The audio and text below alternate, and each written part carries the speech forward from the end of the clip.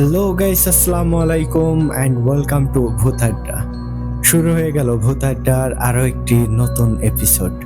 আর বরাবরের মতোই আপনাদের সাথে আছি আমি ইমরান এইচ খান।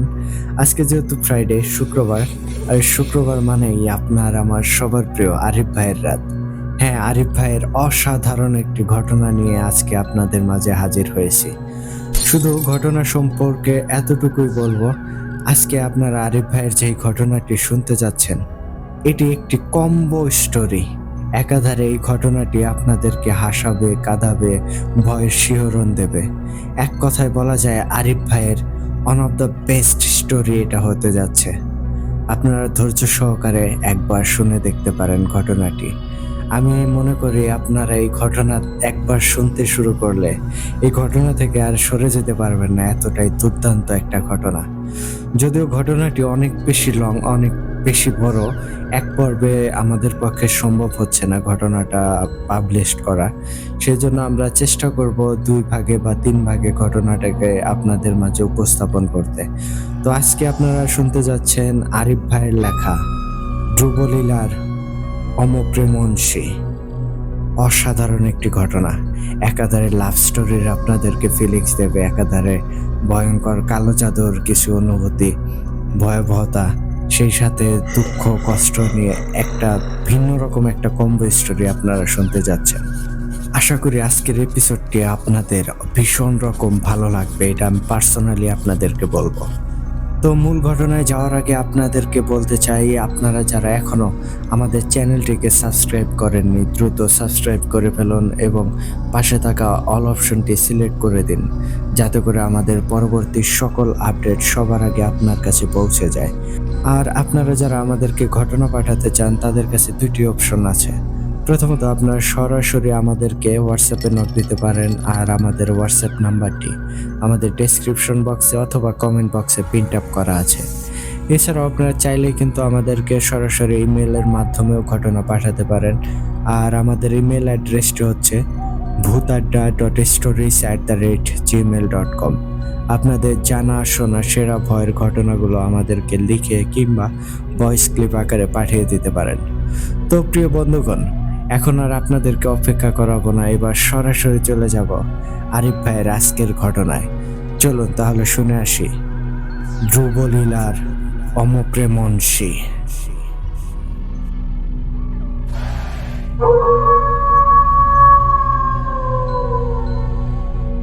ঘটনাটি আমাকে ঠিক যেইভাবে লিখে পাঠিয়েছেন, আমি চেষ্টা করছি ঠিক সেভাবেই আপনাদের মাঝে উপস্থাপন করতে।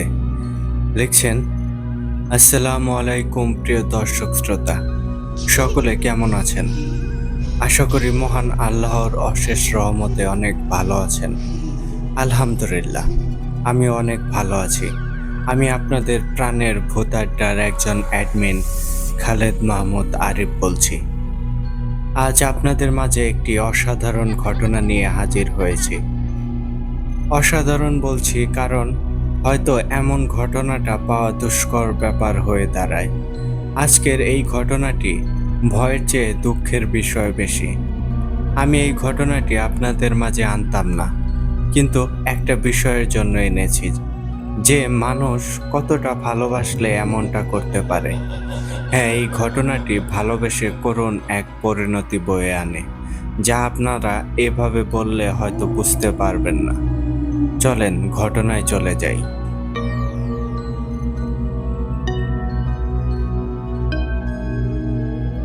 ভালোবাসা একটি সুন্দরতম সৃষ্টি মহান রবের, কিন্তু সৌন্দর্য তত সময় পর্যন্ত থাকে যত সময় আমরা মানুষরা এর মাঝে কোনো নোংরামি ও অশ্লীলতা না যোগ করি।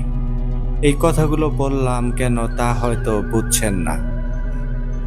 চলেন তাহলে, সামনে বুঝতে পারবেন। এই ঘটনাটি যে প্রচার করেছেন তার নাম প্রকাশে অনিচ্ছুক, এবং ঘটনাটি যেখানে ঘটেছে সেই জায়গাটির নাম আমি প্রকাশ করছি না। চলুন আগে আপনাদের আমি এই ঘটনার কিছু চরিত্রের সাথে পরিচয় করিয়ে দেই। এই ঘটনার আসল চরিত্র হচ্ছে ধ্রুব নামের একটি ছেলে ও নীলা নামের একটি মেয়ে। এই ঘটনাটি 1800 শতাব্দীর একটি ঘটনা, ধ্রুব যে নামটি আপনারা শুনেছেন সে ছিল ওই সময়কার এক ধর্নাঢ্য জমিদারের ছেলে। সে জমিদারের নাম ছিল রাজেন্দ্র প্রতাপ। আর নীলা ছিল একটি গরিব মুচির মেয়ে। নীলার বাবা প্রতিদিন যা রোজগার করত তা দিয়ে তাদের সংসার চলত। লীলার বাবার নাম ছিল শঙ্কর মুচি।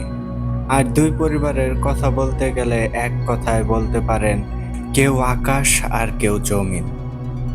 তো যে যার জায়গা থেকে খুবই ভালোভাবে দিন পার করছিল। জমিদারের একমাত্র ছেলে হওয়ায় ধ্রুব ছিল পরিবারের সকলের নয়নের মণি। যখন যা চাইতো তার সঙ্গে সঙ্গে হাজির হতো, কোনো বাধা ছিল না তার। এরকমটা ভাবে বড় হওয়ায় সে কিছুটা উচ্ছৃঙ্খলভাবে চলাফেরা করত, কিন্তু কখনো কাউকে আঘাত করা বা কারো সাথে শুধু শুধু নির্যাতন করা এরকমটা করতো না। সে নিজের মতো চলতো। তার বন্ধু বান্ধব নিয়ে ঘোরাঘুরি, এদিক সেদিক যাওয়া, কারো কিছু পছন্দ হলে সেটা কেড়ে নেওয়া, সেটা বিক্রি না করতে চাইলেও কেড়ে নেওয়া, এরকম ভাবেই চলতো তার দিন। এদিকে লীলা ছিল অত্যন্ত শান্ত ও ভদ্র প্রকৃতির মেয়ে। তাকে সকলে খুব আদর করত। লীলা দেখতে অসম্ভব সুন্দর ছিল, একটি দিক ছাড়া। তার গায়ের রং ছিল একটু শ্যামবর্ণের, কিন্তু এমনিতে ডাগর ডাগর চোখ, চেহারা সুন্দর গোলাকৃতির, চিকন লালচে ঠোঁট। সকলে তাকে বলতো একদম মা দুর্গার মতো লাগতো তাকে। তো একদিন শঙ্কর মুচি তার মেয়ে লীলাকে নিয়ে গঞ্জে যাবে, কারণ তার মুচির কাজের কিছু জিনিস দরকার ছিল আর তার মেয়ের কিছু কেনাকাটার দরকার ছিল। তো সকাল হওয়ায় তারা বেরিয়ে যায়। এদিকে গঞ্জে যাওয়ার রাস্তায় জমিদার বাড়ির সামনে দিয়ে যেতে হয়। তখন তারা সেখান দিয়ে যাওয়ার সময় হঠাৎ জমিদার বাড়ির ভেতর থেকে ডাক আসে। তখন শঙ্কর মুচি সেখানে দাঁড়িয়ে যায়। সেই সময় জমিদার বাড়ির এক আমলা এসে বলে, তোমাকে ভিতরে জমিদার মশাই ডাকছেন। তখন শঙ্কর মুচি তার মেয়েকে বাহিরে রেখে ভিতরে যায় আর মেয়েকে বলে, মা তুই এখানে অপেক্ষা কর, আমি আসছি, দেখি জমিদার বাবু কি জন্য তলব করলেন। এই বলে শঙ্কর মুচি ভিতরে চলে যায়। তখন লীলা জমিদার বাড়ির বিশাল অট্টালিকা বাহির থেকে দেখছিল। সেখানকার কারুকার্যগুলো মন দিয়ে দেখছিল। এদিকে শঙ্কর মুচি ভিতরে যেতেই জমিদার রাজেন্দ্র প্রতাপ বলে, কি ব্যাপার শঙ্কর, কেমন আছো? অনেকদিন দেখা সাক্ষাৎ নেই। তোমার গত বছরের 2 মাসের কর কিন্তু এখনো দেওয়া বাকি। তখন শঙ্কর মুচি বলে, কর্তা, খুবই তাড়াতাড়ি দিয়ে দেব। আসলে সে সময় অনেক অসুস্থ ছিলাম, তো তাই ঠিক মতো দিতে পারিনি। তখন জমিদার রাজেন্দ্র প্রতাপ বলে, আচ্ছা, তা না হয় দিও। আমি কোনোদিন তোমার কর নিয়ে ঝামেলা করিনি। তোমরা যেভাবে দিয়েছ আমি সেভাবেই নিয়েছি। যাক, ওসব কথা বাদ দাও। আমার জুতাটা একটু পরিষ্কার করে পালিশ করে দাও তো।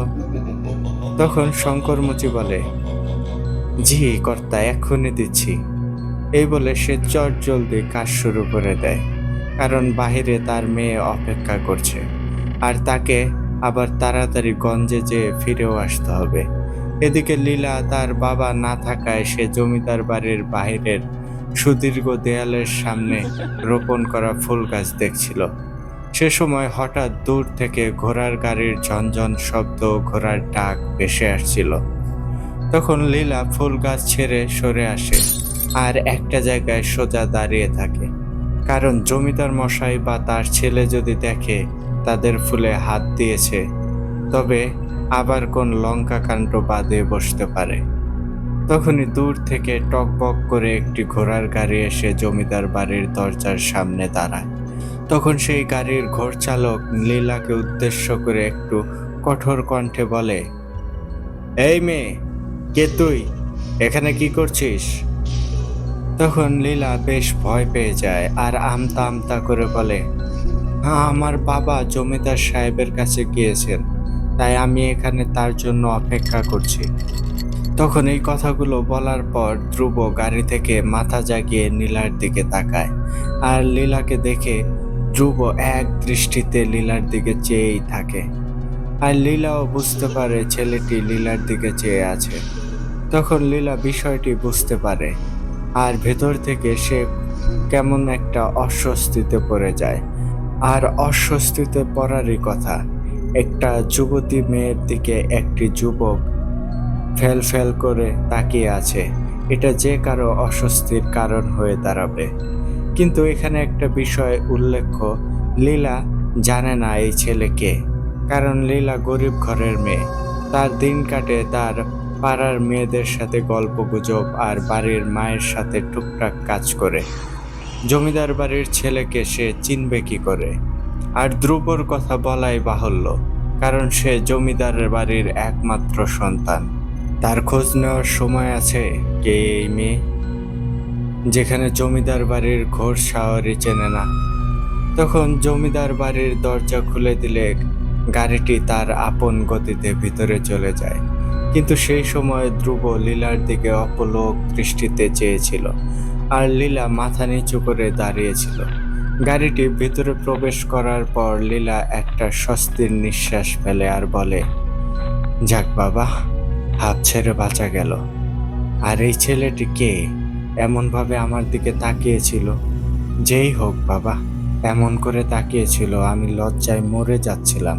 কিন্তু ছেলেটি বেশ সুন্দর। একা একা আনমনে নীলা এই সব কথাই ভাবছিল। এমন সময় হঠাৎ লীলার বাবা লীলাকে ধরে নাড়া দিয়ে বলে, কিরে, তোর আবার কি হলো? এমন গভীর চিন্তা করে কি ভাবছিস? তখন লীলা বলে, কই কিছু না তো, আমি তো তোমার জন্য দাঁড়িয়ে থাকতে থাকতে পা ব্যথা হয়ে গেল। তখন শঙ্কর মুচি বলে, আর বলিস না, জমিদার মশাই ভিতরে ডেকেছিল। তখন লীলা বলে, সেটা ভালো করেই জানি জমিদার বাবু ডেকেছে, তাছাড়া সেখানে তোমার কাজ কি? তো ডেকেছিল কেন? তখন শঙ্কর মুচি বলে, আমি তো ভয় শেষ হয়ে যাচ্ছিলাম। ভেবেছিলাম 2 মাসের খাজনা বাকি ছিল, হয়তো ওটা দেওয়ার জন্য তাগাদা দেবে, এই জন্য হয়তো ডেকেছে। কিন্তু পরে দেখি ওনার জুতাটা পালিশ করার জন্য ডেকেছে, তাই একটু দেরি হলো। তখন লীলা বলে, বাবা, ওই যে মাত্র একটা ঘোড়ার গাড়ি ভিতরে ঢুকলো, সেটাতে কে ছিল? তখন শঙ্কর মুচি বলে, উনি জমিদার মশাইয়ের একমাত্র ছেলে ধ্রুববাবু ছিলেন। বেশ ভালো একজন মানুষ। সেই ভিতরে যে বলল, বাহিরে তুই অপেক্ষা করছিস, তাড়াতাড়ি যাতে যাই। তখন লীলা বলে, ভালো মানুষ নাকি ছাই? বড় লোকেরা কখনোই ভালো হয় না। তখন শঙ্কর মুচি বলে, এই কি বলছিস তুই এগুলো? আস্তে বল, জমিদার বাড়ির কেউ শুনলে তোর জিভ কেটে নেবে। জমিদার মশাই এমনিতেই ভালো মানুষ, কিন্তু ওনার ছেলেকে নিয়ে কেউ কিছু বললে তাকে আর আস্ত রাখে না। তখন লীলা বলে, হয়েছে, থাক, চলো এবার তাড়াতাড়ি গঞ্জে যাই, তা না হলে তোমার আবার আজকের দিন কাজ হবে না। তখন তারা সেদিনের মতো বাবা মেয়ে নিজেদের মতো গঞ্জে কাজে যায়, আর কাজ সেরে তারা বাড়িও চলে আসে। লীলা ও তার বাবা বাড়িতে এসে দুপুরে খাওয়া দাওয়া করে। শঙ্কর মুচি তার কাজে চলে যায়। লীলা সেদিন ঘরের কাজ না থাকায় সে তার বান্ধবীদের সাথে গল্প করতে চলে যায়। এভাবে দিন কেটে রাত হয়ে যায়। এদিকে ধ্রুব সেদিন ঘরে যেয়ে লীলার কথা ভাবতে থাকে। লীলার ওই সাদামেটা পোশাক আর তার মায়াবী চেহারা, রৌদ্রোজ্জ্বল আলোয় মৃদু বাতাসে তার কপাল ঘেঁষে থাকা চুল হালকাভাবে বাতাসের তালে দোল খাচ্ছিল। সেই স্মৃতিগুলো ধ্রুবর মাথা থেকে যাচ্ছিলই না। ধ্রুব তখন খালি ছটফট করছিল, কি করে আরেকবার লীলাকে দেখবে। আর এটি এক প্রকার অসম্ভবের মতো, কারণ ধ্রুব সেই সময় লীলার নামও জানত না। তার চেয়ে বড় কথা, তাদের গ্রাম ছিল অনেক বড় আকারের, যেখানে প্রায় 400 পরিবারের বসবাস ছিল। তখন ধ্রুব খালি লীলার কথা ভাবতে থাকে আর আনমনে আকাশের দিকে চেয়ে থাকে। ওদিকে রাত হলেই লীলা খাওয়া দাওয়া করে ঘুমিয়ে পড়ে। কিন্তু হঠাৎই সে রাতে লীলার স্বপ্নে একটা সুন্দর যুবককে দেখতে পায়। সে একটি সাদা ধবধবে পাঞ্জাবি ও ধুতি পরে তার দিকে হেঁটে আসছিল, কিন্তু তার চেহারা লীলা দেখতে পারছিল না। তখন হঠাৎ লীলার ঘুমটা ভেঙে যায়। তখন লীলা ঘুম থেকে উঠে ভাবতে থাকে, কে এই লোক যাকে আমি স্বপ্নে দেখলাম? তখন লীলা এসব ভাবতে থাকে। একই আকাশের নিচে বসে একই গ্রামে থেকে দুজন দুজনের কথা ভাবতে থাকে, কিন্তু কেউ কাউকে চেনে না, কেউ কারোর নাম জানে না। কতটা বিচিত্র এই পৃথিবী। এদিকে লীলা কিছু সময় সেই অদেখা স্বপ্নের লোকটির কথা ভাবা বন্ধ করে ঘুমিয়ে পড়ে। এদিকে ধ্রুবর কোনো রকমেই ঘুম আসছিল না। এমনিতেও রাতে ধ্রুব তেমন একটা ঘুমায় না, রাতভর তার বন্ধুদের সাথে ঘুরে বেড়ায়, শিকারে যায়, কিন্তু আজ তার কোনো কিছুই করতে মন চাইছে না। এভাবে সকাল হয়ে আসে। সূর্যের আলো যখন দ্বিপ্রহরকে জানান দিয়ে পূর্ব দিকে থেকে উঠতে শুরু করে, তখন ধ্রুব তার ঘর থেকে বেরিয়ে তাদের বাড়ির পাশের একটি বিশাল দিঘি থাকায় তার পাড়ে যেয়ে বসে।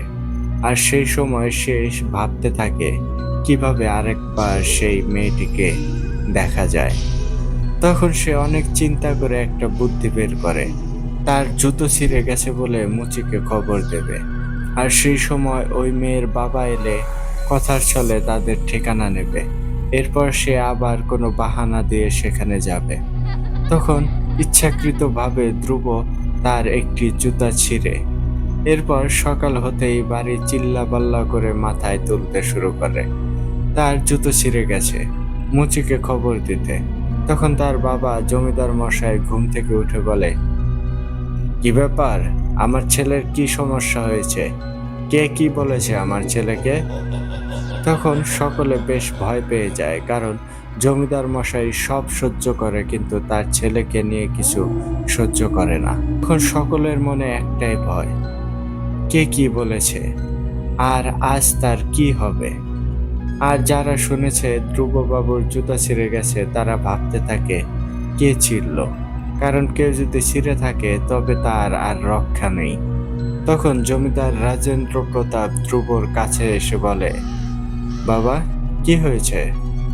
তখন ধ্রুব বলে, বাবা, আমার জুতা ছিঁড়ে গেছে, তাড়াতাড়ি কাউকে দিয়ে মুচির খবর নেন, আমার জুতা সেলাই করতে হবে, আমি বাইরে যাব। তখন জমিদার মশাই বলে, বাবা, তোমার তো শখানেক জুতা আছে, তাহলে অন্যটা পরে যাও। তখন ধ্রুব বলে, এই রে, এখন কি বলবো বাবাকে? তখন ধ্রুব চালাকি করে বলে, না, আমার এটাই পড়তে হবে। তখন জমিদার মশাই বলে, অপেক্ষা করো, তোমার যেহেতু এইটাই লাগবে, আমি কারিগর আনিয়ে এরকম ডজন খানেক বানিয়ে দিচ্ছি। তখন ধ্রুব বলে, জুতা বানাতে কত সময় লাগবে খবর আছে? এর চেয়ে সেলাই করে নিলে ভালো না? তখন জমিদার মশাই একটি কারিগরকে ডেকে বলে, দ্রুত যে মুচি নিয়ে আয়। তখন সে কারিগর ঠিক আছে বলে দৌড় লাগায়। এ সময় ধ্রুব তার রুমে যেয়ে অপেক্ষা করতে থাকে। এর মাঝে 5 থেকে 7 মিনিটের মধ্যে সেই কারিগর মুচি নিয়ে হাজির হয়। তখন ধ্রুব দৌড়ে সেখানে যায় আর যে দেখতে পায় এটা অন্য একটা মুচি। তখন ধ্রুবর মেজাজ খারাপ হয়ে যায়, কারণ সে চাইলো কি আর এটা হলো কি। তখন ধ্রুব মনে মনে বলে, এই হতচ্ছাড়া কাকে নিয়ে আসলো, এটাকে সময় করে আচ্ছা ঠেলা দেব। কিন্তু এখন কি করে ওই মুচির খবর পাই? এদিকে সেই মুচি বলে, কর্তাবাবু, কই জুতাটা দেন তো, আচ্ছা মতো সেলাই করে দেই, আর যাতে না ছিঁড়ে। তখন ধ্রুব বলে, দরকার নেই, এটা ফেলে দেব, তুমি যেতে পারো। তখন মুচি বলে, আমাকে খাওয়া থেকে তুলে নিয়ে আসলো আপনার জুতা ছিঁড়ে গেছে বলে, এখন বলছেন লাগবে না। তখন ধ্রুব বলে, তুমি আমার মুখে মুখে কথা বলছ, তোমার সাহস দেখে আমি অবাক। তোমার এই বেয়াদবির জন্য আমি কি করতে পারি তুমি তা ভালো করেই জানো। তখন সেই মুচিটি ভয়ে তড়িঘড়ি করে সেখান থেকে চলে যায়। আর ধ্রুব সেখানে দাঁড়িয়ে ভাবতে থাকে কি করে সেই মুচির খোঁজ পাবে। আর তার সেখানে দাঁড়িয়ে এইসব কর্মকাণ্ড জমিদারের এক সহকারী দেখছিল। তখন সে এসব দেখে সোজা জমিদার মশাইয়ের কাছে চলে যায় আর তাকে যে বলে, যদি বেয়াদবি মাফ করেন তবে একটা কথা বলবো জমিদার সাহেব। তখন জমিদার রাজেন্দ্র প্রতাপ হেলান দেয়া কাঠের চেয়ারে বসে হুক্কা টানছিল। আর সহকারীর কথা শুনে বলে, বলে ফেলো কি বলতে চাও। তখন সেই কর্মচারী বলে, জমিদার সাহেব, ধ্রুববাবুর কি জানি হয়েছে। একটু আগে জুতা ছিঁড়ে গেছে বলে সারা বাড়ি মাথায় তুলল, আর মুচি আনতে বলল। এখন আবার মুচি আসলো, আর সে বলে সে নাকি আর এই জুতা সেলাই করবে না। আবার একা একা দাঁড়িয়ে কি সব যেন ভাবছে। আমার মনে হয় ওনার মস্তিষ্কের বিকৃতি ঘটেছে। আমাদের একজন বৈদ্যকে ডাকা দরকার।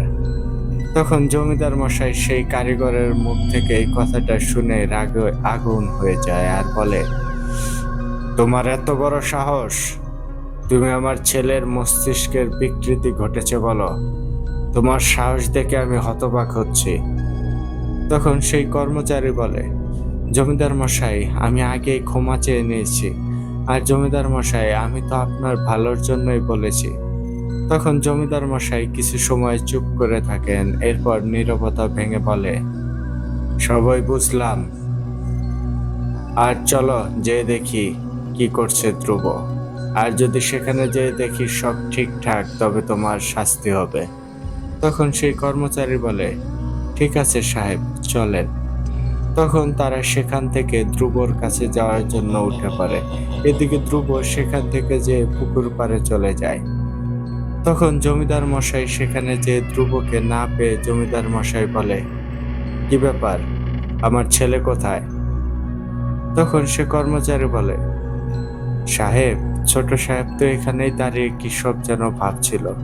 তখন জমিদার মশাই বলে, তাহলে এখন কোথায়?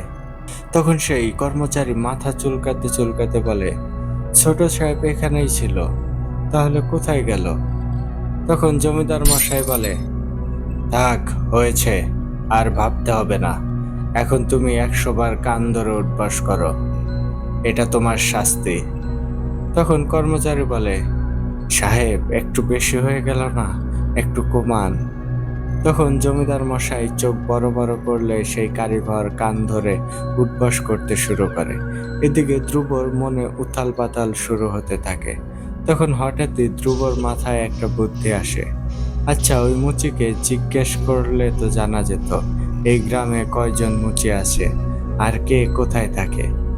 এটা ভেবেই ধ্রুব পুকুর পাড় থেকে উঠে দৌড় লাগায়। এদিকে সেই কর্মচারী কান ধরে তার শরীর ক্লান্ত হওয়ায় সে জমিদার বাড়ি থেকে বেরিয়ে একটা গাছতলায় বসে বিশ্রাম নিচ্ছিল। ঠিক সেই সময় সেই কর্মচারী দেখে ধ্রুব হন্তদন্তভাবে দৌড়ে কোথাও যেন যাচ্ছে। তখন সে আবার সেখান থেকে উঠে জমিদার মশাইয়ের কাছে যায় আর তাকে বলে, জমিদার সাহেব, এইমাত্র দেখলাম ছোট সাহেব দৌড়ে কোথায় যেন যাচ্ছে। এটার ব্যাখ্যা কি দেবেন আপনি? তখন জমিদার মশাই বলে, কোথায় যাচ্ছে ছোট সাহেব? তখন সেই কর্মচারী বলে, তা তো জানি না সাহেব, কিন্তু দেখলাম কোথায় জানি যাচ্ছে, আর তাকে খুব বিচলিত দেখাচ্ছিল। তখন জমিদার মশাই বলে, তো আপনি অর্ধেক কথা এখানে এসে বললেন কেন? আপনি তার পিছু যেয়ে দেখতেন, এরপর কি হয় তা জানাতেন। তখন সে কর্মচারী মাথা চুলকাতে চুলকাতে বলে, সাহেব, ভুল হয়ে গেছে।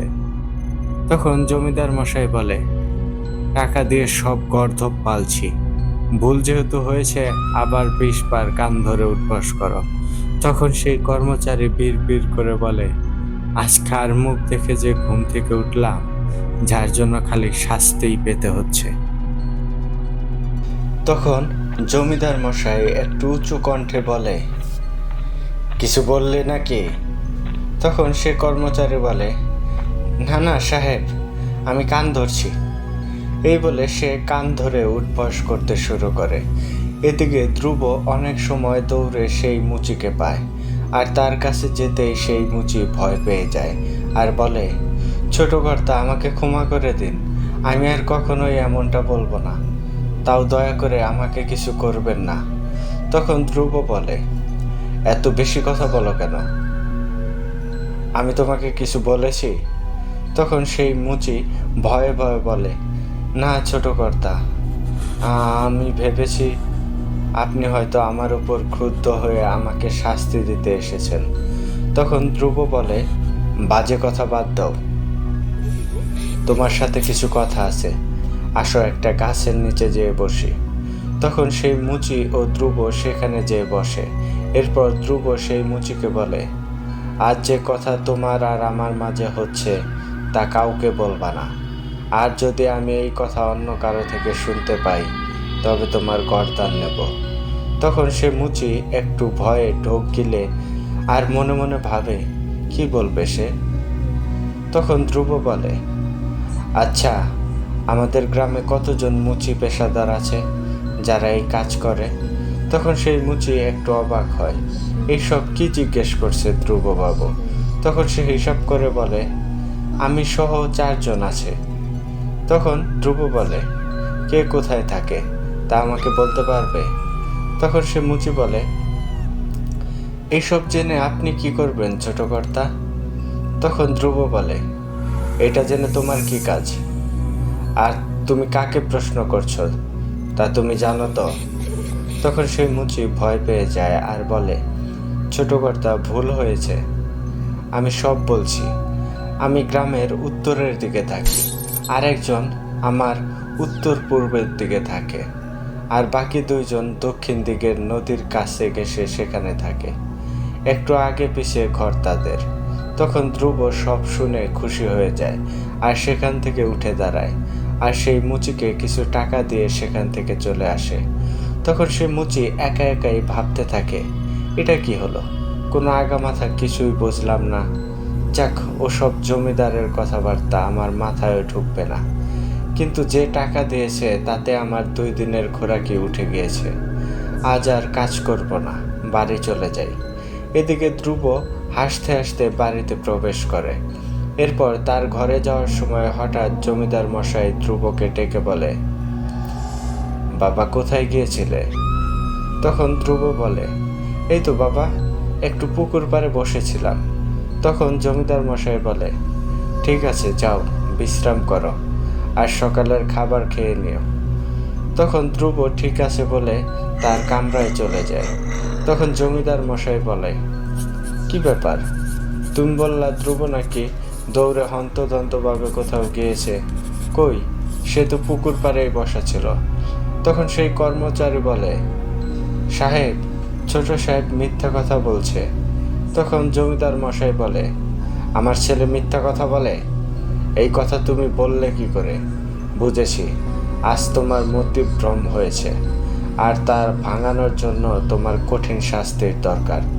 তুমি পুকুর পাড়ে যাবে, শরীরের বস্ত্র খুলে 1 ঘন্টা গলা পর্যন্ত পানিতে থাকবে, তাহলে তোমার এই ভ্রম ভাঙবে। তখন সেই কর্মচারী বাধ্য হয়ে তার শাস্তি পালন করতে চলে যায়। এদিকে ধ্রুব চিন্তা করতে থাকে, কি করে ওই জায়গায় যাওয়া যাবে, আর কি করে সে লীলার দেখা পাবে। তখন ধ্রুবর মাথায় আরেকটি বুদ্ধির উদয় হয়। ধ্রুব চিন্তা করে, সে যদি নদীর ধারে যেয়ে বসে অপেক্ষা করতে থাকে তবে লীলা গোসল করতে এলে তার সাথে দেখা হতে পারে। আবার এটাও ভাবে, শুধু শুধু সেখানে যে বসে থাকলে সাধারণ মানুষ কি বলবে, জমিদারের ছেলে এরকম করে এখানে বসে আছে, বাবার কাছে খবরও আসতে পারে, তখন বিষয়টা ঘোলাটে হবে। সে সময় আরেকটি বুদ্ধি বের করে, নদীতে মাছ ধরতে যাবে, যেই কথা সেই কাজ। ধ্রুব তাৎক্ষণিক একটি বড়শি নিয়ে বেরিয়ে পড়ে নদীতে মাছ ধরতে যাবে বলে, আর বাড়িতে বলে যায় সে নদীতে মাছ ধরতে যাচ্ছে। এই বলে সে একটি সুন্দর ঘোড়া নিয়ে নদীর দিকে যেতে শুরু করে। আর সেই সময় দুপুর হয় হয় ভাব, সকলে গোসল করতে আসার সময় হয়ে গিয়েছে। আর ধ্রুব তখন সেখানে যে নদীর ধারে ডান দিকে নদীর স্রোতের দিকে যেয়ে বসে আর বড়শি ফেলে বসে থাকে। তার মাছ ধরা তো কেবল বাহানা, তার আসল উদ্দেশ্য হলো সে লীলার খোঁজে এসেছে।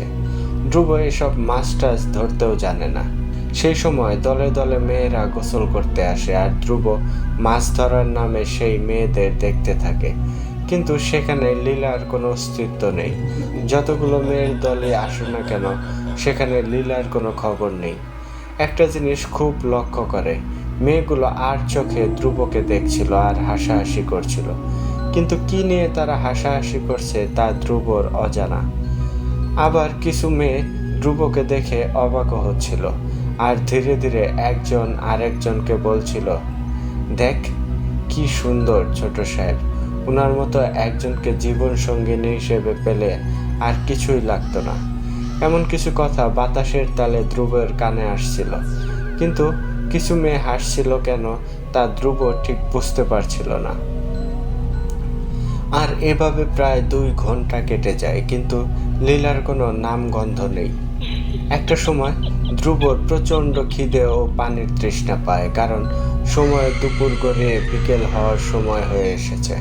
তার মাঝে সে সকালের খাবারও খায়নি, রাতে ঘুমও হয়নি। সবচেয়ে বড় কথা, তার না খেয়ে থাকার অভ্যাস নেই। যেহেতু সে জমিদারের ছেলে, চাওয়া মাত্রই সব হাজির হয়। তখন একটা সময় ধ্রুব ভাবে, আজ হয়তো সে আর আসবে না, বরং এখন চলে যাই, কাল আবার আসা যাবে।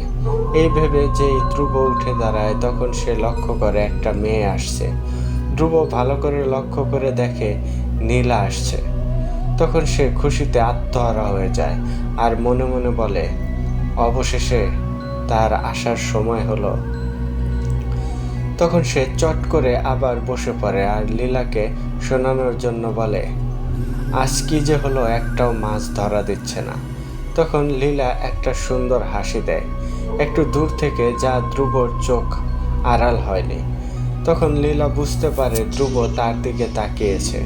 তখন লীলা হাসি বন্ধ করে ফেলে আর চুপচাপ যে ঘাটে বসে গোসল করতে থাকে। ধ্রুব সেই সময় এক পলকে লীলার দিকে চেয়েছিল, কিন্তু লীলার সেদিকে লক্ষ্য নেই। এভাবে প্রায় 30 মিনিট লীলা গোসল করলো। এরপর সেখান থেকে উঠে গায়ে একটি শুকনো কাপড় জড়িয়ে ধ্রুবর দিকে তাকাতেই লীলা দেখতে পায় ধ্রুব তার দিকে ফ্যাল ফ্যাল করে তাকিয়ে আছে। তখন লীলা দূর থেকে বলে, এই যে ভদ্রলোক, এভাবে তাকিয়ে কি দেখছেন? তখন ধ্রুবর হুঁশ ফেরে। তখন ধ্রুব বলে, কই, কিচ্ছু না তো। তখন লীলা তার দিকে হেঁটে আসতে থাকে। এদিকে ধ্রুবর বুকের মাঝে কেমন একটা ধূপধাপ শব্দ হতে থাকে। তখন ধ্রুব ভাবে, এটা কি হচ্ছে তার সাথে, আজ অবধি কখনো তার এমনটা হয়নি। তখন ধ্রুব সব ভাবা বন্ধ করে উঠে নীলার দিকে এগিয়ে যেতে শুরু করে। তখন লীলা হঠাৎ দাঁড়িয়ে যায় আর সে ভালো করে লক্ষ্য করে, সে কাল রাতে যেই লোকটিকে স্বপ্নে দেখেছিল, যে লোকটি সাদা পাঞ্জাবি ও ধুতি পরে হেঁটে আসছিল, এটি সেই লোক। কারণ কাকতালীয়ভাবে ধ্রুবর পরনে সাদা পাঞ্জাবি ও ধুতি পরা ছিল। লীলা তখন এক দৃষ্টিতে ধ্রুবর দিকে চেয়ে থাকে, আর যে কোনো মেয়েই ধ্রুবকে একবার দেখলে পছন্দ হওয়ার কথা, কারণ ধ্রুব দেখতে যেমন সুন্দর তেমনি তার শরীরের গঠন। যে কেউ ধ্রুবকে পছন্দ করতে বাধ্য। তখন লীলা মনে মনে ভাবে, কাল স্বপ্নে দেখা এই লোক আমার সামনে কি করে, আর এই লোক কে, আর এত সুন্দর কেন সে? এসব ভাবতে ভাবতে লীলা এক প্রকার ধ্যানে চলে যায়। এদিকে ধ্রুব তার কাছে চলে আসে, আর সেদিকে লীলার খেয়ালই নেই। তখন ধ্রুব লীলার কাছে এসে বলে, এই যে, কোন খেয়ালে ডুবে গিয়েছেন? তখন লীলার হুঁশ আসে। তখন লীলা মাথা নিচু করে আমতা আমতা করে বলে, না, কিছু না। তখন ধ্রুব লীলার মায়াবী চেহারার দিকে তাকিয়েছিল, আর মেঘ কালো কেশ বেয়ে নদীর সুন্দর নীল মুক্তোর মতো পানি টপ টপ করে জমিনে পড়ছিল। ধ্রুব তখন মনে মনে ভাবে, ইস, এই পানিটা যদি আমি কিছুতে রেখে দিতে পারতাম। আর সেই সময়টা ধ্রুব কেন জানি অনেক বেশি ভালো লাগছিল। ধ্রুবর জীবনে এমন ভালো মুহূর্ত খুব কম সময়ে এসেছে, যেখানে তার এতটা ভালো লাগা কাজ করেছে। তখন লীলা নীরবতা ভেঙে বলে, দেখুন, আমি জানি না আপনি কে, আপনি ওইভাবে চেয়েছিলেন দেখে আমি কথাটা বলেছি। তখন ধ্রুব একটু উচ্চ স্বরে বলে, তুমি কি জানো আমি কে? তখন লীলা বলে, না, আপনাকে ঠিক চিনি না। তখন ধ্রুব বেশ অবাক হয়, কারণ তাকে এই গ্রামে কেউ চেনে না এমনটা খুবই কম। তখন ধ্রুব একটু মজা করে বলে, আমাকে না চেনার জন্য তোমার শাস্তি হতে পারে, তুমি কি জানো? তখন লীলা হালকাভাবে কেঁদে ওঠে আর বলে, দেখুন, আমার ভুল হয়ে গেছে, আমাকে মাফ করুন, আমি এক্ষুনি এখান থেকে চলে যাচ্ছি। তখন ধ্রুব একটু ভয় পেয়ে যায় আর মনে মনে বলে, এ কি মেয়ে রে বাবা, সামান্য কথায় এমন করে কেঁদে দিয়েছে। তখন ধ্রুব বলে, তুমি আসলেই জানো না আমি কে? তখন লীলা বলে, সত্যিই জানি না আপনি কে। তখন ধ্রুব বলে, আমি এই গ্রামের জমিদার রাজেন্দ্র প্রতাপের একমাত্র সন্তান, আমার নাম ধ্রুব। এটা শুনে লীলা বেশ ভয় পেয়ে যান, কারণ সে একটু আগে তাকে বলেছে এভাবে চেয়ে কি দেখছে, আর জমিদার মশাইয়ের ছেলের সাথে এভাবে কথা বলা যায় না। তখন লীলা ভয়ে কাঁপতে থাকে। তখন ধ্রুব বলে, এই মেয়ে, তুমি এরকম করছো কেন? তখন লীলা বলে, আমাকে মাফ করে দেন ছোট সাহেব। তখন ধ্রুব বলে, দুইটা শর্তে মাফ করতে পারি, যদি সেই দুইটা শর্তে রাজি থাকো তবেই তোমার মাফ হবে। তখন লীলা আরো ঘাবড়ে যায়, কি শর্ত দেবে ছোট সাহেব? তখন ধ্রুব আবার বলে, কি হলো, কোনো কথা বলছো না কেন? তখন লীলা ভয় করে কেঁদেই দেয় আর বলে, ছোট সাহেব, আমাকে মাফ করে দিন, আমি আর জীবনেও এরকমটা করব না। তখন ধ্রুবর লীলার কান্না দেখে হাসি পায়, আর সে ভেতরে ভেতরে হাসতে থাকে আর মুগ্ধ হয়ে লীলার মায়াবী কান্না দেখতে থাকে। তখন ওই লীলা কান্না করেই চলেছে। সেই সময় ধ্রুব একটা ধমক দিয়ে বলে, এই, কান্না থামাও বলছি। সেই সময় লীলা কান্না থামায়। তখন ধ্রুব বলে, তুমি আমার শর্ত শোনা ছাড়াই এমন করছো কেন?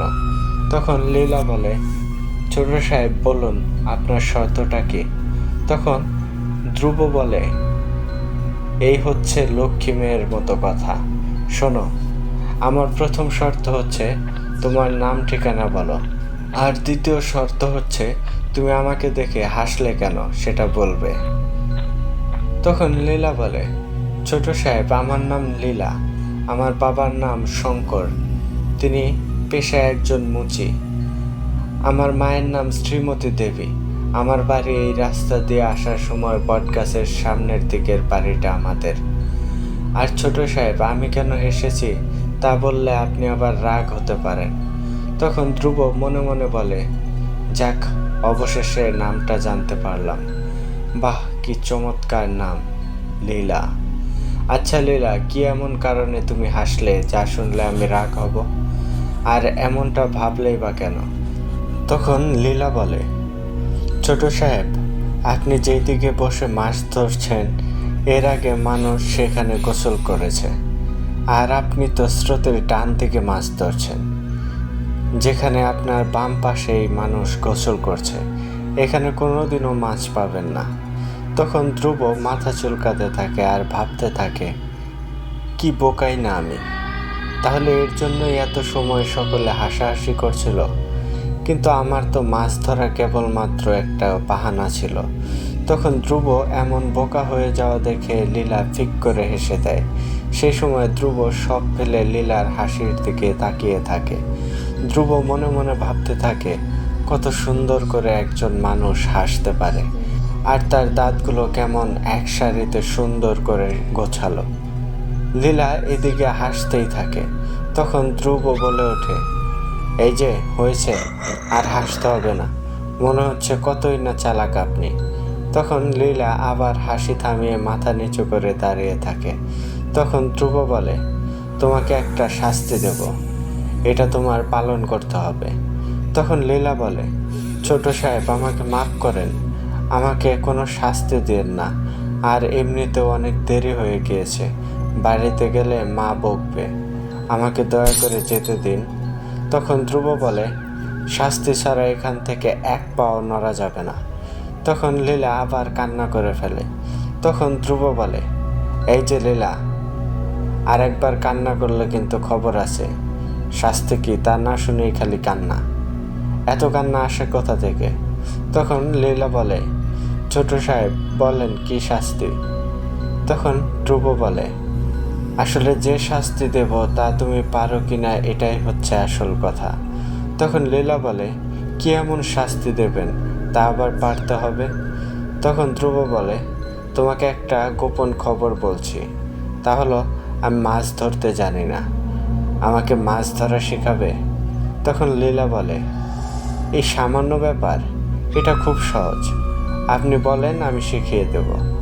তখন ধ্রুব বলে, কাল বিকেলে তাহলে নদীর ধারে চলে এসো, আমিও হাজির হব।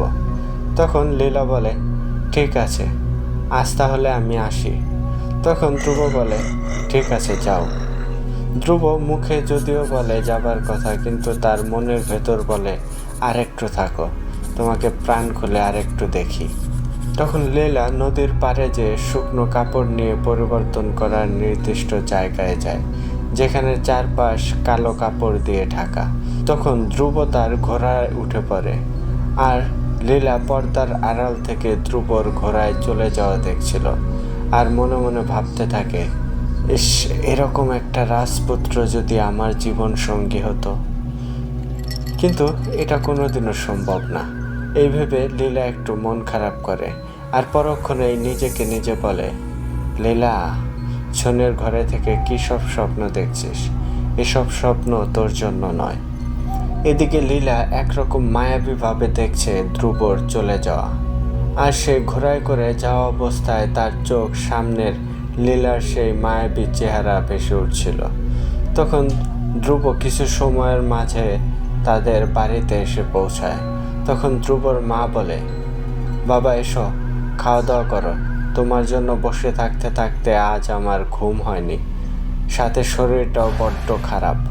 তখন ধ্রুব বলে, তোমার এত সময় অপেক্ষা করার কি আছে, আমি এসে খেয়ে নিতাম, যাও এখন কিছু সময় বিশ্রাম করো।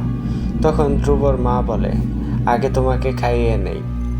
তখন ধ্রুব বলে, তোমাকে বলেছি যে বিশ্রাম করতে, তুমি তাই করো। তখন সে চলে যায়, আর প্রচণ্ড খিদে পাওয়ায় ধ্রুব খেতে বসে পড়ে। তখনই ধ্রুবর সামনে একটি কাল্পনিক অস্তিত্ব ভেসে ওঠে নীলার। লীলা লাল শাড়ি পরে কপালে টিপ দিয়ে ধ্রুবর পাশে বসা, আর তাকে বলছে, জনাব, তাড়াতাড়ি খেয়ে ওঠেন।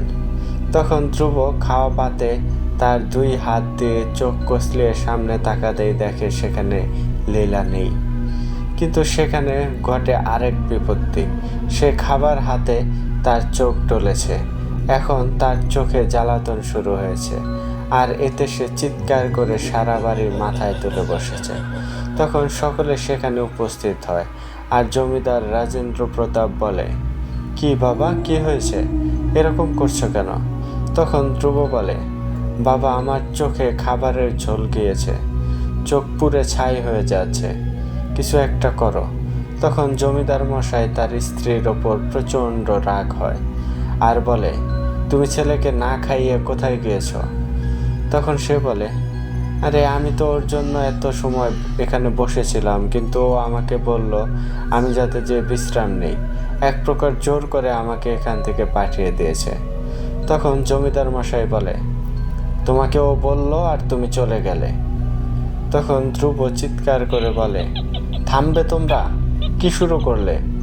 আর বাবা, এখানে মায়ের কোনো দোষ নেই, আমি যেতে বলেছি, আমাকে একটু পানি দাও, আমি পানির পাত্র দেখছি না। তখন জমিদার মশাই পানি এনে দিলে ধ্রুব চোখে পানি ছিটাতেই চোখ একটু প্রশান্তি অনুভব করে। তখন ধ্রুব নিজে ভালো করে চোখ পরিষ্কার করে, এরপর ভেজা কাপড় দিয়ে তার কামরায় চলে যায়। তারপর সেখানে যে বিছানায় শুয়ে চোখে ভেজা কাপড় দিয়ে শুয়ে থাকে, আর ভাবতে থাকে, এ কোন মায়ায় পড়লাম আমি, যেখানেই তাকাচ্ছি খালি একটা মেয়েকেই চোখে পড়ছে, কি জাদু করলো এই মেয়ে? এসব ভাবতে ভাবতে তার চোখে এক ক্লান্তির ঘুম চলে আসে। তখন সে ঘুমিয়ে পড়ে। এদিকে লীলা বাড়িতে যাওয়ার পর তার মা তাকে প্রচণ্ড বকাবকি করে, এত সময় সে কোথায় কি করেছে এইসব জিজ্ঞেস করে। তখন লীলা বলে, আজ বাড়িতে কাজ বেশি করেছি, তাই কাপড় বেশি ময়লা হয়েছে, ধুতে সময় লেগেছে। আর সারাদিন বাড়িতে কাজ করে লীলার শরীর একটু ক্লান্ত থাকায় সে না খেয়ে শুয়ে পড়ে। কাকতালীয়ভাবে দুইজনের সাথেই সব এক হচ্ছে। তখন হঠাৎ ধ্রুবর চোখ খুলে বাহিরে তাকাতেই দেখে বাহিরে দ্বিপ্রহরের আলো অস্তমিত হচ্ছে। সূর্য মামা তার সারাদিনের পরিশ্রম শেষে বাড়ি ফিরছে। তখন ধ্রুব নিজেই নিজেকে বলে, ইস, কি কাজটাই না হলো। ভাবলাম খাওয়া দাওয়া করে একটু বিশ্রাম করে গ্রাম ঘোরার বাহানা করে একটু লীলাকে দেখতে যাব। যদি সামনে পড়ে তাহলে তো আর কোনো কথাই নেই, কিন্তু এটা কোনো কাজ হলো? খাওয়া দাওয়া হলো না, কাজের কাজও হলো না। ধ্যাৎ, এই বলে সে বসে থাকে। তখন তার মনে খালি একটাই চিন্তা, লীলা, লীলা আর লীলা। এভাবে বেশ কিছু সময় সে লীলাকে নিয়ে ভাবতে থাকে, আর একটা সময় বিছানা ছেড়ে দাঁড়িয়ে পড়ে আর নিজেই নিজেকে বলে, না, আজ আরেকবার লীলাকে দেখতেই হবে, তা না হলে আজ রাতেও আবার ঘুম আসবে না। তখন সে পরনের জামা বদলায় একটা সুন্দর হাতের কারুকাজের ছাই রঙের পাঞ্জাবি ও ধুতি পরে, যা তাকে বেশ মানিয়েছে। আর ধ্রুবকে সব কাপড়েই ভালো মানায়, কারণ সে দেখতে যেমন সুন্দর তেমন তার গঠন। এরপর সে বেরিয়ে পড়ে তার সবচেয়ে পছন্দের ঘোড়াটা নিয়ে। তখন সূর্য তাকে রাতের কালো চাদরে লুকিয়ে নিয়েছে। তখন সে সময় সকলে যে যার মতো ঘরে গল্প করছে তাদের পরিবারের সাথে। এদিকে লীলা ঘুম থেকে উঠে বিছানা ঝেড়ে কিছু শুকনা মুড়ি ও গুড় নিয়ে বাহিরে বসে খাচ্ছিল, কারণ যেহেতু সে দুপুরে কিছুই খায়নি। তখন ধ্রুব সেই বটগাছের সামনে যেতেই লীলার চোখে পড়ে সেখানে কেউ এসেছে। তখন লীলা দাঁড়িয়ে দেখে এটা আর কেউ না, জমিদার মশাইয়ের ছেলে ধ্রুব। তখন সে সামনে এগিয়ে যায় আর বলে, কি ব্যাপার ছোট সাহেব, এই অবেলা অসময়ে এখানে কি? এই বলে লীলা প্রাণ খুলে ধ্রুবকে দেখছিল, কারণ তাকে দেখলে দেখতেই মন চাইবে, এতটা সুন্দর লাগছে তাকে। তখন ধ্রুব বলে, না তেমন কিছু না, এমনিতেই ঘুরতে বেরোলাম, আর পানিরও খুব তৃষ্ণা পেয়েছে, তাই এখানে দাঁড়ালাম, একটু পানি দেওয়া যাবে? তখন লীলা এক মনে ধ্রুবর দিকে চেয়েছিল। এদিকে ধ্রুব কিছু বলছে, সেদিকে লীলার কোনো হুঁশই নেই। তখন ধ্রুব একটু হাততালি দিয়ে বলে, এই যে, একটু পানি খাওয়াবেন? তখন লীলার হুঁশ আসে আর আমতা আমতা করে বলে, কি কি কি কিছু বলছেন? তখন ধ্রুব বলে, একটু পানি চেয়েছিলাম, পানির তৃষ্ণা পেয়েছে। তখন লীলা বলে, আসলে ছোট সাহেব, লজ্জার বিষয় বলতে পারছি না, আমার বাড়িতে 3টি মাত্র পেয়ালা, আর সেখানে আমরা 3জন পানি খাই, সেগুলোতে আপনাকে কি করে পানি দেই বলুন? তখন ধ্রুব বলে, পানি না খাওয়ানোর ধান্দা, তাই না? যান, আপনি যেটাতে খান সেটাতে করে পানি নিয়ে আসুন। তখন নীলা তার পানির পেয়ালায় পানি আনলে ধ্রুব বলে, কোন দিকে আপনি পানি খান? তখন লীলা বলে, আমার পাত্র, আমি সব দিকেই পানি খাই, কিন্তু এইখান দিয়ে বেশি খাই। তখন ধ্রুব সেই জায়গায় মুখ দিয়ে চোখ বন্ধ করে এক প্রশান্তির তৃষ্ণা মিটিয়ে পানি পান করে, আর লীলা তা হা করে দেখতে থাকে, কারণ সে মনে করেছে যেই দিক দেখাবে তার উল্টো দিক দিয়ে হয়তো পানি পান করবে। কিন্তু ধ্রুববাবু এটা কি করলো? তখন ধ্রুব এক নিঃশ্বাসে পানি পান করে আর বলে ওঠে, অনেক তৃপ্তির সহিত পানি পান করলাম আজ, এই জন্য তোমাকে ধন্যবাদ। আরেকটি কথা, আজ একটু পর তোমার হাতে কি সময় আছে? তাহলে একটা কাজ ছিল। তখন লীলা বলে, আমার আর সময়? আমার সব সময়ই ফাঁকা আছি। কিন্তু কেন ছোট সাহেব? তখন ধ্রুব বলে, তাহলে আজ রাতে সকলে ঘুমিয়ে যাওয়ার পর একটু বাহিরে এসো, কাজ আছে। এই কথা শোনা মাত্র লীলার কাঁপুনি শুরু হয়ে যায়, কারণ সে কখনোই এরকম রাতে ঘর থেকে বেরোয়নি। তখন সে ধ্রুবর মুখের ওপর বলে দেয়, না ছোট সাহেব, আমি এরকমটা কখনোই রাতে একা বের হইনি, আর কেউ জানতে পারলে কেলেঙ্কারি হয়ে যাবে। তার থেকে বড় কথা, বাবা বা মা টের পেলে আস্ত রাখবে না। তখন ধ্রুব বলে, দেখো, আমি জমিদারের ছেলে হতে পারি, কিন্তু আমি খারাপ না, আর আমার কোনো খারাপ উদ্দেশ্য নেই, কিন্তু তোমাকে বলতেও পারছি না এখন। তখন লীলা কিছুটা বুঝতে পারে আর বলে, ঠিক আছে ছোট সাহেব, আপনি কখন আসবেন বলে দেন, আমি চেষ্টা করব, আর না পারলে কিছু করার নেই। তখন ধ্রুব বলে, আমি এখন থেকে ঠিক 3 ঘন্টা পর গাছের পিছনের দিকে অপেক্ষা করব, আর এই পেয়ালাটা আমি নিয়ে যাচ্ছি, এটা আমার লাগবে। এই বলে ধ্রুব সেই পেয়ালা নিয়ে ঘুরে চলে যায়। আর লীলা সব দেখছিল, সে কি বলবে তার কোনো ভাষা পাচ্ছিল না। আর ধ্রুব তাদের বাড়িতে এসে তার রুমে যেয়ে সেখানে লীলার পানির পেয়ালা রেখে কিছু সময় সে পেয়ালার দিকে দেখতে থাকে আর অবচেতন মনে বলে, ধ্রুব, তুই কি মায়ায় পড়ে গেলি? এরকমভাবে অনেক সময় থাকে।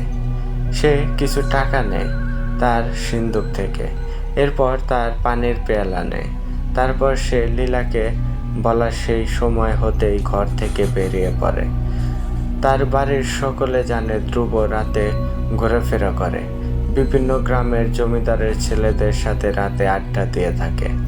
তো ধ্রুব সেখানে যে ঘোড়া রাখে গাছের নিচে অপেক্ষা করতে থাকে। তখন অনেক সময় পর সেখানে লীলা আসে। তখন ধ্রুব বলে, যাক, আপনি তাহলে এসেছেন। তখন লীলা বলে, বাবা মা ঘুমানোর পর অনেক কষ্টে বেরিয়েছি, বলেন এখন কেন ডেকেছেন?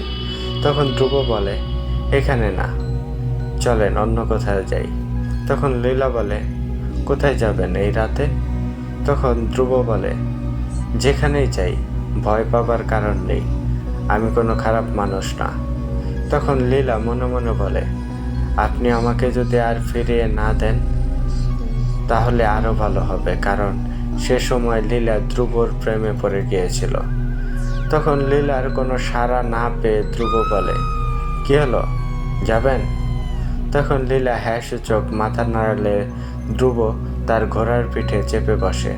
তখন লীলা নিচে দাঁড়িয়ে, আর ধ্রুব তখন লীলাকে কিছু না বলেই লীলার হাত ধরে এক হেঁচকা টান দিয়ে লীলাকে তার সামনে ঘোড়ায় তুলে নেয়। আর লীলা এরকম কিছু হবে তা কল্পনাও করতে পারেনি।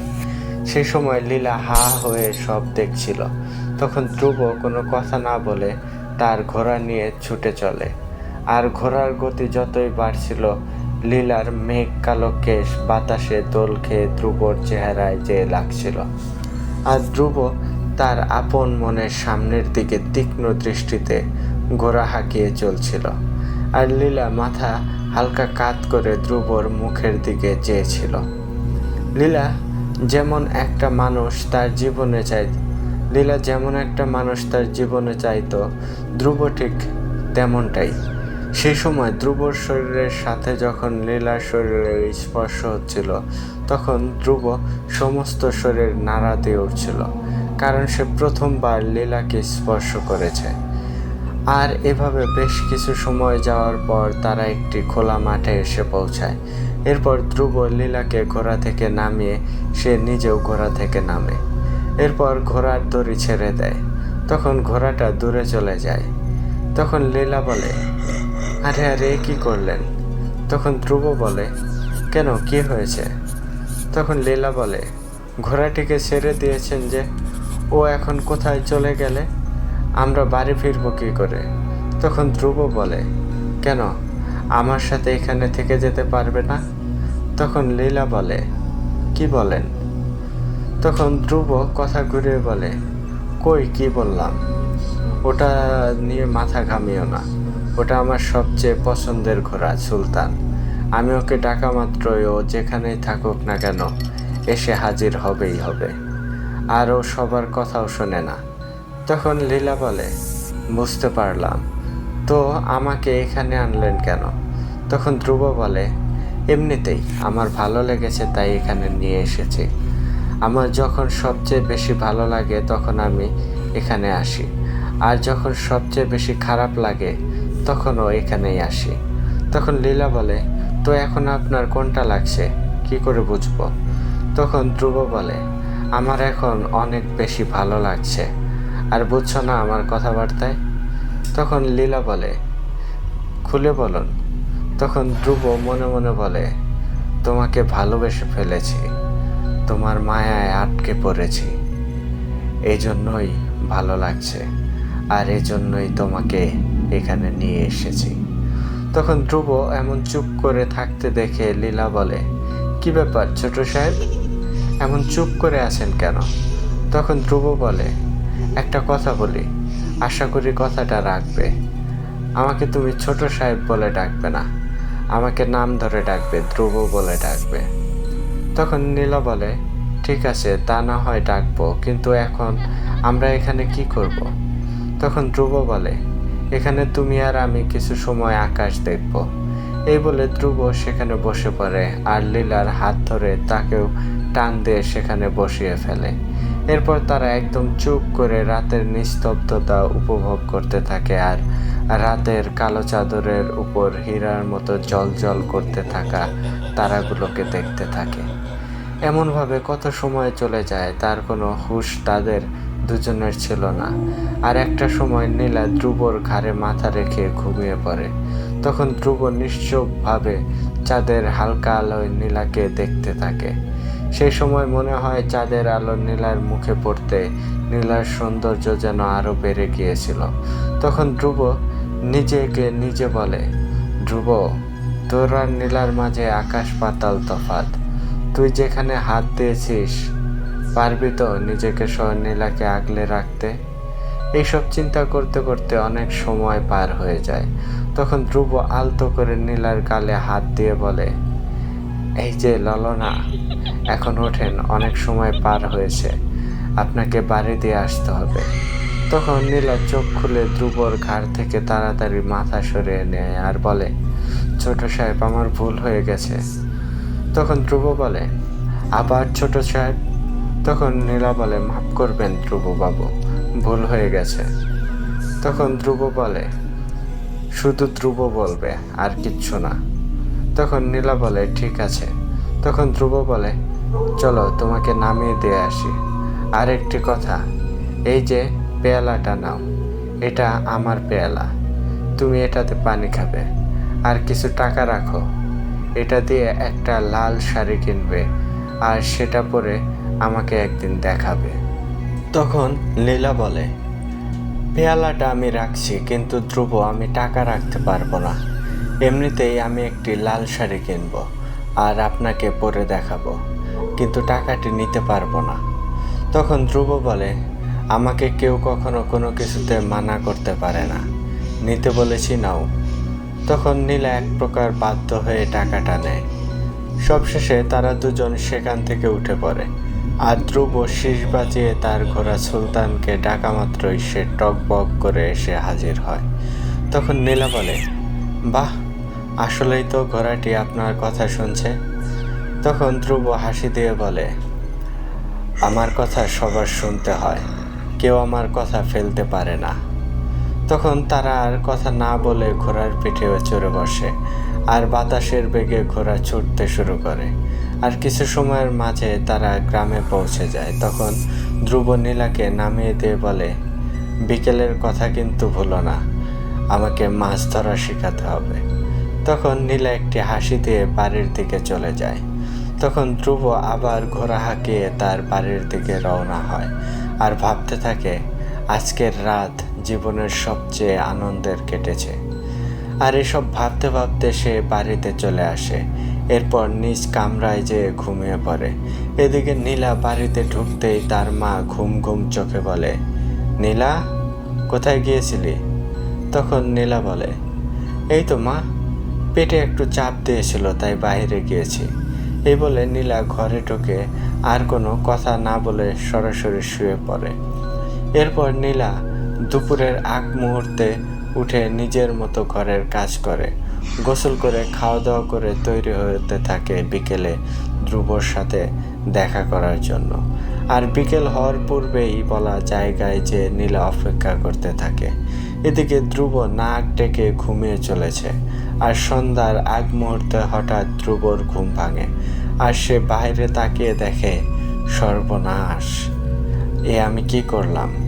এই বলে ধ্রুব দ্রুত যে গোসল করে তাড়াতাড়ি সবুজ রঙের একটা পাঞ্জাবি পরে তার ঘোড়া নিয়ে ছুটে চলেছে নদীর দিকে। আর একটা সময় সেখানে পৌঁছে দেখে নীলা অবচেতন মনে নদীর দিকে তাকিয়ে পানি দেখছিল। তখন ধ্রুব এসেছে টের পেয়ে নীলা ধ্রুবর দিকে তাকিয়ে একটা মিষ্টি হাসি দিয়ে বলে, জনাবের এখন আসার সময় হয়েছে। তখন ধ্রুব বলে, কিছু মনে করো না, কোন ভূতে আমাকে পেয়েছে জানি না, এমন ঘুমিয়েছি টেরই পেলাম না কখন বেলা শেষ হয়ে গেল। তখন নীলা বলে, আমি কিছু মনে করিনি, কিন্তু নদীর জলে বাস করা মাছেরা মন খারাপ করে চলে গিয়েছে, আজ আর ধরা দেবে না। এটা বলার সাথে সাথে ধ্রুব একটা সুন্দর হাসি দেয়, আর তার হাসি দেখে নীলা এক মনে ধ্রুবর দিকে চেয়ে থাকে, কারণ ধ্রুবর হাসিটা ছিল অসাধারণ। তার এমন হাসি যে কোনো নারী দেখে প্রেমে পড়ে যাবে। তখন ঘটে যায় এক ভয়ঙ্কর ঘটনা। সেই সময় ধ্রুবদের বাড়ির সেই কর্মচারী দূর থেকে দেখে ফেলে ধ্রুব আর নীলা বসে হাসছে আর কথা বলছে। এটা দেখে সে খুশিতে বাকবাকম হয়ে যায়, কারণ ধ্রুব কেন এমন করছে তার সন্ধান সে পেয়ে গেছে। এদিকে ধ্রুব ও নীলার হুঁশই নেই, তাদের কেউ দেখছে, কারণ তারা একে অপরের ভালোবাসায় নিমজ্জিত হয়ে আছে। তখন সেই কর্মচারী দৌড়াতে শুরু করে জমিদার বাড়ির উদ্দেশ্যে। এদিকে নীলা এরকম ভাবে তাকিয়ে থাকতে দেখে ধ্রুব হাসতে হাসতে বলে, কি দেখছো এমন করে? সেই সময় নীলা ধ্রুবর হাসিতে নিজেকে হারিয়ে ফেলেছে আর বলে ফেলে, দেখছি এমন করে একটা মানুষ হাসে কি করে, একজন মানুষ এতটা সুন্দর হয় কি করে। এভাবে আপনি আর কারো সামনে জানি হাসেন না, কারণ নজর লাগতে পারে এই হাসিতে। তখন ধ্রুব দেখতে পায় হালকা বাতাসে নীলার চুল তার ঘাড় বেয়ে চোখে মুখে চলে আসছিল।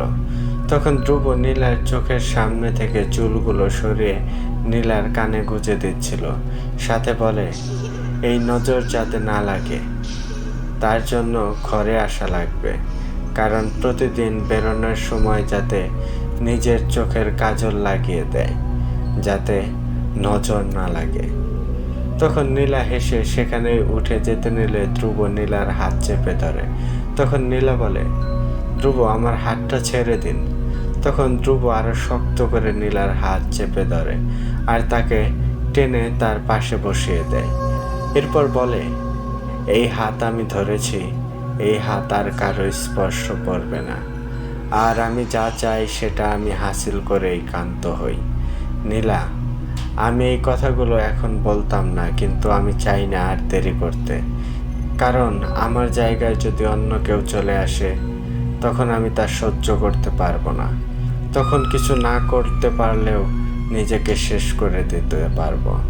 এই কথাগুলো বলাকালীন সময় নীলা তার হাত দিয়ে ধ্রুবর মুখ চেপে ধরে আর বলে, এমন কথা বলবেন না, আপনার কিচ্ছু হলে আমি বাঁচবো না।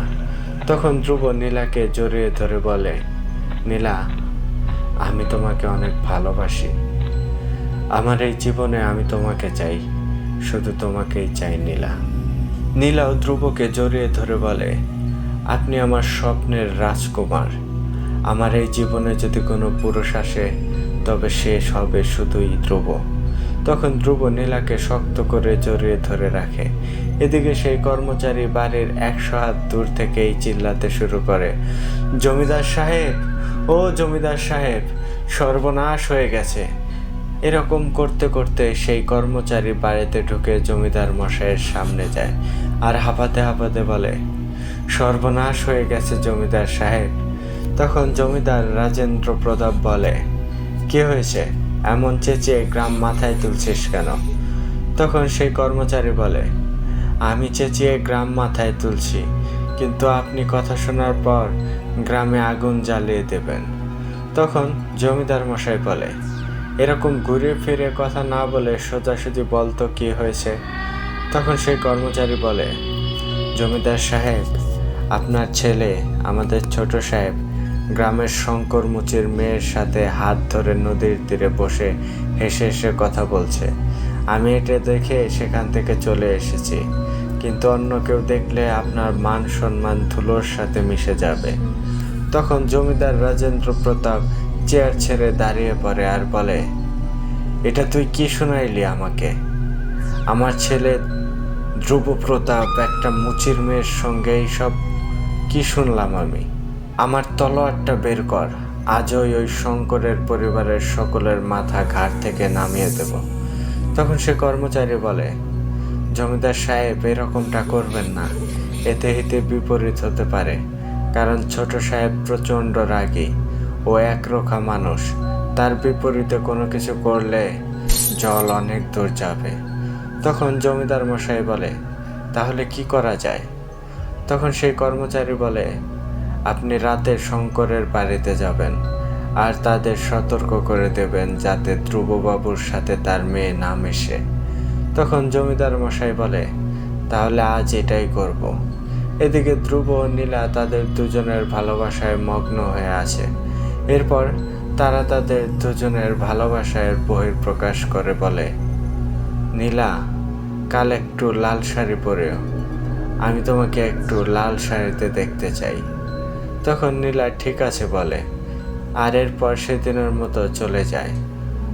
তখন ধ্রুব সেখান থেকে উঠে বাড়ির উদ্দেশ্যে রওনা হয় আর খুশি মনে বাড়িতে প্রবেশ করে। তখনই জমিদার মশাই বলে ওঠে, ধ্রুব, কোথায় গিয়েছিলে? তখন ধ্রুব একটু অবাক হয়, কারণ তার বাবা জীবনেও তাকে জিজ্ঞেস করেনি সে কোথায় থেকে এসেছে বা কোথায় গিয়েছিল, আর তাকে কখনো বাবা ছাড়া কথাও বলেনি। কিন্তু আজ এরকম করে কেন বলল? তখন ধ্রুব সব চিন্তা ফেলে হাসি মুখে বলে, পাশের গ্রামে বন্ধুদের সাথে দেখা করতে গিয়েছিলাম। কোনো সমস্যা? তখন জমিদার মশাই বলে, না, কোনো সমস্যা নেই, যাও বিশ্রাম নাও। তখন ধ্রুব নিজের কামরায় এসে ভাবতে থাকে, বাবা আজ কেন এমন করলো? কোনো কিছু হলো না তো? বা কেউ আমাদের দেখে ফেলেননি তো? তখন ধ্রুব প্রচণ্ড খিদে পাওয়ায় সে আগে খাবার খেতে চলে যায়, আর খাবার খেয়ে সেখান থেকে এসে শুয়ে নীলার কথা ভাবতে ভাবতে আনন্দে শুয়ে পড়ে। এরপর রাত গভীর হতেই জমিদার মশাই তার সেই কর্মচারী ও একজন রক্ষীকে নিয়ে লীলাদের বাড়িতে যায় আর সেখানে যেয়ে ডাকতে শুরু করে, শঙ্কর, এই শঙ্কর, বাড়িতে আছিস? তখন জমিদার মশাইয়ের গলার আওয়াজ পেয়ে শঙ্কর মুচি তাড়াতাড়ি ঘর থেকে বের হয়ে আসে আর বলে, আরে আমার কি সৌভাগ্য, জমিদার মশাই আমার বাড়িতে পা রেখেছেন, দাঁড়ান আমি একটা চেয়ার নিয়ে আসি। তখন জমিদার মশাই বলে, তুই ভাবলি কি করে আমি তোদের চেয়ারে বসবো? তোর কোনো চেয়ার আনতে হবে না, আমার লোক আমার চেয়ার নিয়ে ঘোরে। তখন জমিদারের রক্ষী চেয়ার দিলে জমিদার মশাই সেখানে বসে আর বলে, তোর মেয়ে আর তোর বউকে একটু ডাকতো শঙ্কর।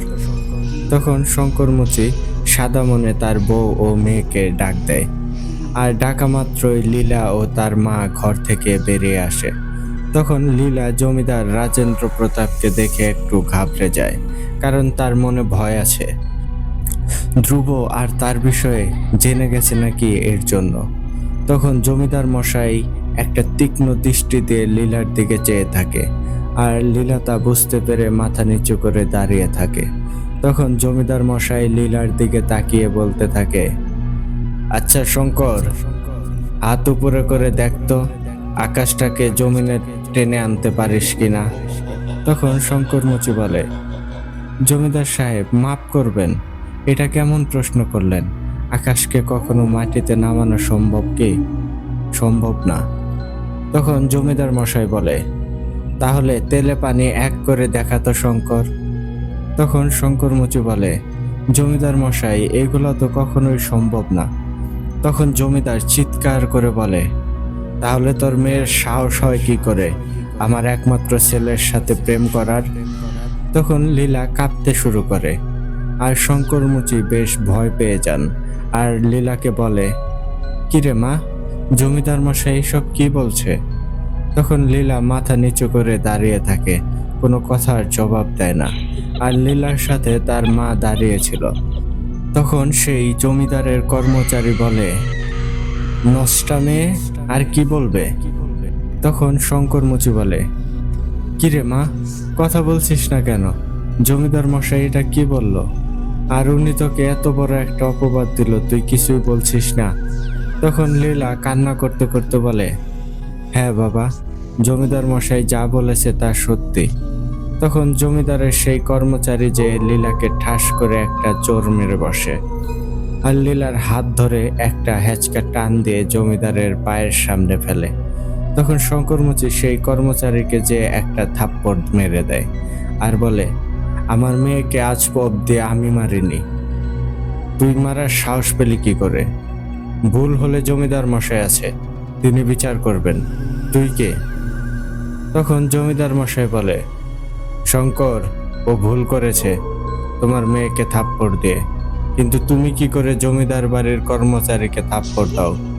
তখন শঙ্করমুচি বলে, জমিদার মশাই, কোনো জমিদার বাড়ির কর্মচারীকে আমি আঘাত করিনি, আমি আমার মেয়ের গায়ে হাত তোলার অপরাধীকে মেরেছি।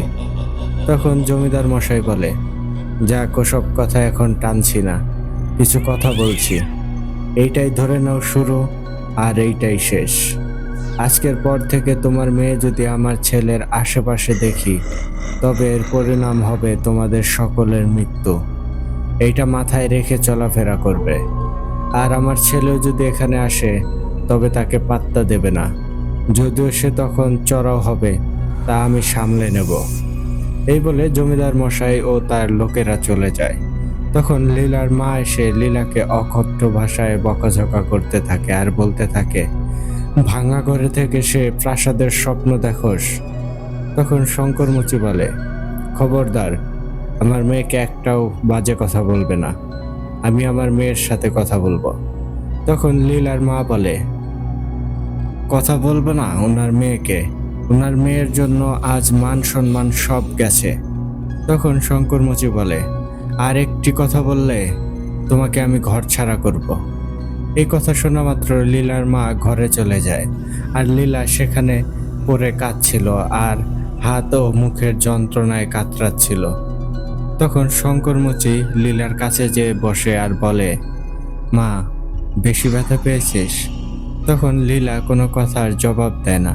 সে সময় শঙ্করমুচি আরো বলে, মারে, দেখ, ওনারা হলো স্বর্ণ আর আমরা হচ্ছি লোহা, আমাদের কোনো মূল্য নেই, আর ওনারা মানুষের চোখের মণি। তাহলে কেন মা এই জায়গায় তুই পা দিলি? আমি জানি জমিদারের ছেলেই হয়তো তোর কাছে এসেছে, কারণ তা না হলে তুই জমিদারের ছেলের কাছ পর্যন্ত পৌঁছানোর উপায় নেই। কিন্তু মা, তুই এটা করার আগে তোর ভাবার দরকার ছিল তোর বাবা কি করে আর তার বাবা কি করে, তোর পরিবার কোথায় আর তাদের পরিবার কোথায়। তখন লীলা বলে, বাবা, আমি না বুঝে আগুনে পা দিয়ে ফেলেছি, কিন্তু বাবা, এই আগুন থেকে বেরোনোর যে উপায় আমার নেই, কারণ আমি ওনার প্রতি দুর্বল হয়ে পড়েছি। তখন শঙ্করমুচি বলে, মা, এইগুলো মায়া, এগুলাকে কাটিয়ে উঠতে হবে, মাথা থেকে এগুলো ঝেড়ে ফেল, নিজেকে ঠিক কর। কদিন হলো এই কাজ করছিস, যে কয়দিনে করেছিস সেই কয়দিন চেষ্টা করে দেখ, সব ঠিক হয়ে যাবে। তখন লীলা কোনো কথা না বলে ঘরে চলে যায় আর সেখানে শুয়ে কান্না করতে থাকে। আর ধ্রুব এদিকে আনন্দে ঘুমিয়েছিল। তখন এক প্রকার সারা রাত কান্না করে লীলার অবস্থা খুবই খারাপ। সেদিন লীলা আর ঘর থেকে বেরোয় না। এদিকে ধ্রুব আনন্দে তৈরি হয়ে বাড়ি থেকে বেরিয়ে যায়, আজ লীলার সাথে তার দেখা হবে। কিন্তু ধ্রুব নদীর পাড়ে যে ঘন্টার পর ঘন্টা অপেক্ষা করার পরও লীলার আসার কোনো নামগন্ধ নেই। তখন ধ্রুব ভাবতে থাকে, এটা কি হলো? যেখানে লীলা আগে আসে আজ তার কোনো খবরই নেই। আমি এত সময় ধরে অপেক্ষা করছি। তখন একটা সময় ধ্রুব আর অপেক্ষা করতে পারে না, কারণ সে যে কোনো কাজে খুবই কম ধৈর্য রাখত। এর কারণ সে সব সময় চাওয়া মাত্রই সব কিছু পেয়ে যেত, তাই তার ধৈর্যটাও কম। তখন ধ্রুব ভাবতে থাকে কি করে লীলার সাথে দেখা করা যায়। তখন ধ্রুব চিন্তা করে পানি খাওয়ার নাম করে ওদের বাড়িতে গেলে কেমন হয়। যেই কথা সেই কাজ। ধ্রুব পানি খাওয়ার নাম করে লীলাদের বাড়ির সামনে যায় আর ভিতরে যে জোরে জোরে বলতে থাকে, বাড়িতে কেউ আছেন? তখন সেই সময় লীলার মা ঘর থেকে বেরিয়ে আসে আর বলে, ছোট সাহেব, আপনি এখানে? কি চাই? কথাগুলো সে একটু মুখ কালো করেই বলে। তখন ধ্রুব তার মুখ দেখে কিছুটা বিচলিত হয়, কারণ তাকে দেখে আজ অব্দি কেউ এমন মুখ কালো করেনি। তখন ধ্রুব বলে, একটু পানি খাওয়াবেন কাকিমা, খুব তৃষ্ণা পেয়েছে। তখন লীলার মা এক বাক্যে বলে দেয়, বাড়িতে পানি নেই, পানি আনতে যেতে হবে ছোট সাহেব। তখন ধ্রুব একটু হতাশ হয়ে যায় আর সেখান থেকে চলে আসে। এদিকে ধ্রুবর গলার আওয়াজ পেয়ে লীলা ঘরে মুখ কাপড় দিয়ে কাঁদতে থাকে। এদিকে ধ্রুব আজ লীলাকে দেখতে না পেয়ে সে মাতালের মতো হয়ে গেছে। তার কাছে সব উল্টো পাল্টা লাগছে। সবকিছু কেমন বিরক্ত লাগছিল ধ্রুবর কাছে। তার মাথায় শুধু একটা জিনিসই কাজ করছিল, লীলাকে তার দেখতে হবে, তা না হলে সে আজ হয়তো মারাই যাবে। তখন ধ্রুব তার ঘোড়া নিয়ে আবার বেরিয়ে পড়ে আর লীলাদের বাড়ির পেছনের দিকে যে ধ্রুব ঘোড়াকে ইশারা করে সেখানে থাকতে বলে আর সে একটু দূরে চলে যায়। তখন ঘোড়াটি শব্দ করতে থাকে আর লীলা ঘর থেকে বুঝতে পারে এটা ধ্রুবর ঘোড়া। তাছাড়া এখানে কোনো ঘোড়া আসার কথা না, কিন্তু লীলা ঘর থেকে বেরোয় না। তখন ঘোড়ার এমন শব্দ পেয়ে লীলার মা ঘর থেকে বেরিয়ে পিছনের দিকে যেয়ে দেখে একটা সাদা ধবধবে ঘোড়া সেখানে, কিন্তু সাথে কেউ নেই। তখন সে বেশ কয়েকবার ঘোড়াটিকে তাড়ানোর চেষ্টা করে, কিন্তু ঘোড়াটি কিছু দূরে যেয়ে আবার সেখানেই চলে আসে আর শব্দ করতে থাকে। তখন লীলার মা ঘরে আসতে আসতে বলতে থাকে, কোথা থেকে কার এই হতচ্ছাড়া ঘোড়াটা এসেছে, খালি শব্দ করছে।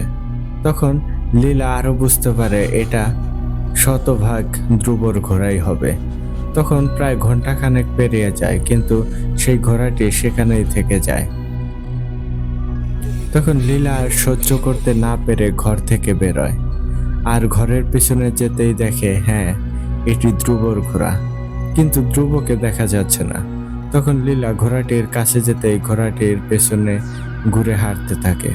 তখন লীলা তার পিছনে হাঁটতে থাকে আর তার জামায় একটা ওড়না দিয়ে মুখ পেঁচিয়ে নেয়, যাতে তার গালের সেই দাগ ধ্রুব না দেখে। আর এইটাই হবে তার সাথে ধ্রুবর শেষ দেখা, কারণ লীলা চায় না তার জন্য তার ভালোবাসার মানুষ কষ্ট পাক। তখন একটা সময় লীলা ধ্রুবর কাছে যেয়ে পৌঁছায় আর ধ্রুব পিঠ দেখিয়ে তার সামনের দিকে দাঁড়িয়েছিল। তখন সুলতানের আওয়াজ পেয়ে ধ্রুব পিছনে ফিরে তাকায় আর সে পিছনে ফিরে তাকিয়ে লীলাকে দেখে তার বুকের ভেতর কেমন একটা ধপ করে ওঠে। যদিও লীলার মুখ দেখা যাচ্ছিল না, কিন্তু লীলার চোখ দেখে বোঝা যাচ্ছে তার চোখ ফোলা আর লীলার শরীর খুব দুর্বল লাগছিল। তখন ধ্রুব লীলার এই অবস্থা দেখে বলে ওঠে, এই লীলা, কি হয়েছে তোমার? তখন লীলা একটু অন্য স্বরে বলে, কই, কিছু হয়নি তো। তখন ধ্রুব বলে, লীলা, আজ তোমার কণ্ঠটা একটু অন্যরকম লাগছে, কি হয়েছে একটু খুলে বলো তো। তখন লীলা বলে, দেখুন, আমার কিছুই হয়নি, আমাকে মাফ করেন আর দয়া করে আপনি আর আমার সাথে দেখা করতে আসবেন না, এটা আমাদের শেষ দেখা। এই বলে লীলা পিছনে ঘুরে হাঁটতে শুরু করে। ধ্রুব তখন লীলার হাতটা চেপে ধরে। তখন লীলা ব্যথায় কুঁকিয়ে ওঠে আর এটা দেখে ধ্রুব বেশ ভয় পেয়ে যায়। কি হলো এটা? তখন ধ্রুব ভালো করে লীলার হাত ধরে ভালো করে লক্ষ্য করে দেখে লীলার হাতের কবজি লাল হয়ে আছে আর কবজিটা কেমন যেন ফোলা ফোলা লাগছে, মনে হয় ভেতরেটা চাপ খেয়েছে। তখন ধ্রুব লীলার মুখের ওড়না পেঁচানো দেখে এক টানে ওড়নাটা সরিয়ে ফেলে মুখ থেকে আর দেখতে পায় লীলার গালে 4 আঙ্গুলের একটা ছাপ পড়া। তখন ধ্রুবর সমস্ত শরীরে যেন অগ্নি জ্বালা হচ্ছিল। তখন ধ্রুব দাঁত কিটমিট করে বলে, লীলা, তোমাকে কে আঘাত করেছে? তখন লীলা বলে, কেউ না, এমনিতেই। তখন ধ্রুব বলে, লীলা, আমাকে খুলে বলো, নয়তো পুরো গ্রাম আমি আগুন জ্বালিয়ে দেব বললাম। তখন লীলা আর নিজেকে ধরে রাখতে পারে না আর গতকাল রাতে ঘটে যাওয়া সমস্ত ঘটনা খুলে বলে। সব শুনে ধ্রুবর সারা শরীর দিয়ে যেন আগুন বেরোতে শুরু হয়। তখন ধ্রুব কোনো কথা না বলে লীলাকে নিয়ে তার ঘোড়া নিয়ে জমিদার বাড়ির দিকে ছুটতে শুরু করে আর সেখানে পৌঁছে তার তলোয়ার নিয়ে পুকুর পাড়ের দিকে যেতে শুরু করে। তখন লীলা ভয়ে বারবার ধ্রুবকে থামানোর চেষ্টা করে, কিন্তু কে কার কথা শোনে। এদিকে জমিদারও সেই কর্মচারী পুকুরের মাছকে খাবার দিচ্ছিল। সেই সময় ধ্রুব সেখানে উপস্থিত হয়, আর কেউ কিছু বুঝে ওঠার আগে ধ্রুব তার তলোয়ারটিকে বের করেই এক কোপে সেই কর্মচারীর হাত থেকে কবজিটা আলাদা করে ফেলে। আর সেই সময় সেই কর্মচারী মাটিতে পড়ে হাত ধরে চিৎকার করতে থাকে। আর সকলে চুপ করে সেখানে দাঁড়িয়ে, কারো মুখ দিয়ে যেন কোনো কথা বের হচ্ছিল না। শুধুমাত্র সেই কর্মচারী মাটিতে পড়ে চিৎকার করতে থাকে। তখন ধ্রুব চিৎকার করে বলে, তোর মাথা আমি গর্দান থেকে আলাদা করে ফেলতাম, কিন্তু একটা কারণে করিনি। তা হচ্ছে তুই অনেক বছর ধরে আমার বাবার সেবা করছিস। এই একটা কারণে তোর জীবন আমি ভিক্ষা দিলাম। তোর সাহস হয় কি করে লীলার গায়ে হাত দেওয়ার? যেখানে আমি ধ্রুব হাত দিয়েছি সেখানে তোর মতো নরকীট কি করে আমার লীলার শরীরে হাত দিস? তখন জমিদার মশাই বলে, ধ্রুব, তুমি এটা কি করলে? তখন ধ্রুব চিৎকার করে উঠে বলে, জমিদার রাজেন্দ্র প্রতাপ, আপনি আমার বাবা হতে পারেন, কিন্তু আপনার কোনো অধিকার নেই একটি সাবালক মেয়েকে হেনস্থা করার। এইটা শেষবার। এই পৃথিবীর কেউ যদি লীলার গায়ে হাত দেওয়ার চেষ্টা করে, আমি ধ্রুব তার নাম পৃথিবী থেকে মুছে ফেলব। এইটা মাথায় রাখবেন। জমিদার রাজেন্দ্র প্রতাপ, একটা জিনিস আপনাকে মনে করিয়ে দেই, আপনি আমার বাবা, সুতরাং আপনার যে রাগ আমারও সেই রাগ। বরং এটা ভেবে দেখবেন, আমি ধ্রুব যে আজ অবধি আমার মনের বিরুদ্ধে চলেনি, কেউ চালাতে পারেনি। আজ আমার মন লীলাকে চেয়েছে, সুতরাং লীলা মানে ধ্রুব। লীলাকে কিছু বলা মানে ধ্রুবকে বলা, আর ধ্রুবকে কোনো উত্তম মাধ্যম বলার মানে জীবন যাওয়া। এই বলে ধ্রুব লীলাকে তার বাড়িতে নামিয়ে দেয়, আর ওদের বাড়ির দরজায় থেকে লীলার মাকে বলে, দেখুন কাকিমা, আপনাকে একটা কথা বলে যাই। আমার লীলাকে যদি আপনারা বা আমার পরিবার থেকে কেউ কিছু বলেন, তবে এর পরিণাম কি হতে পারে তা কেউ জানে না। সুতরাং লীলাকে আমি আমার ঘরের বউ করব। এখানে কেউ কোনো প্রকার ঝামেলা করলে আমি ধ্রুব এটা দেখব না সে কে। এই বলে ধ্রুব সেখান থেকে চলে যায়। তখন লীলার মা বলে, কিরে, এসব কি বলে গেল ছোট সাহেব? তখন লীলা তার মাকে বলে, যা বলেছে তা তো শুনছই, আর কি বলবো আমি? তখন লীলার মা বলে, তাহলে কাল যে জমিদার মশাই বলে গেল সেটার কি হবে? আর জমিদারের ওই লোকটা তোকে মারলো, এরপরও তুই ছোট সাহেবের কাছে গিয়েছিস। তখন লীলা বলে, কালকের ওই অসভ্যের হাত ধ্রুব কেটে ফেলেছে। এটা শুনে লীলার মা কয়েক হাত পিছনে সরে যায়। তখন লীলা ঘরে চলে যায়। এদিকে জমিদার মশাই বেশ চিন্তায় পড়ে যায়, কি করবে এই ভেবে আর কি। তখন বাড়ির এক নর্তকী এসে বলে, জমিদার মশাই, একটা কথা বলবো যদি অনুমতি দেন। তখন জমিদার মশাই বলে, আমাকে জ্বালাতন করো না, আমি অনেক চিন্তায় আছি। তখন সে নর্তকী বলে, আপনার চিন্তা দূর করার একটা পদ্ধতি আমার কাছে আছে। তখন জমিদার মশাই বলে, কি সেটা, খুলে বলো। তখন সেই নর্তকী বলে, এই কাজের একটা সমাধান আছে, এটাতে সাপও মরবে, লাঠিও ভাঙবে না। তখন জমিদার মশাই বলে, খুলে বলো তো কি বলতে চাচ্ছ। তখন সেই নর্তকী বলে, আমার জানা মতে একজন তান্ত্রিক আছে, যে তন্ত্রমন্ত্রে অনেক পারদর্শী। তাকে যে সব খুলে বললে এর একটা সমাধান হবে আশা করা যায়, আর সে সব কাজই করে থাকে। তখন জমিদার মশাই বলে, তাহলে এক্ষুনি তাকে ডেকে আনো এখানে। তখন সে নর্তকী যেতে নিলে জমিদার আবার বলে, না, এখানে এনো না, আমাকে সেখানে নিয়ে চলো, এখানে আনলে ধ্রুব জেনে ফেলবে। তখন তারা সেখান থেকে দুজন মিলে চলে যায় সেই তান্ত্রিকের বাড়িতে। আর সেখানে যেতেই তান্ত্রিক বলে, কি ব্যাপার জমিদার মশাই, ছেলেকে আয়ত্তে রাখতে পারছেন না, তাই এখানে এসেছেন? মোটা অঙ্কের টাকা গুনতে হবে এই কাজের জন্য। জমিদার মশাই তখন বলে, আপনি যেহেতু ধরেই ফেলেছেন তাহলে এই কাজ করুন, যত টাকা লাগে তা আমি দেব, তারপর ওই মেয়েকে আমার ছেলের থেকে দূরে সরিয়ে দিন। তখন তান্ত্রিক বলে, শুধু টাকা দিলেই হবে না, সাথে আপনাকে বুদ্ধি খাটিয়েও কিছু কাজ করতে হবে। তখন জমিদার মশাই বলে, কি কাজ করতে হবে আমাকে বলুন।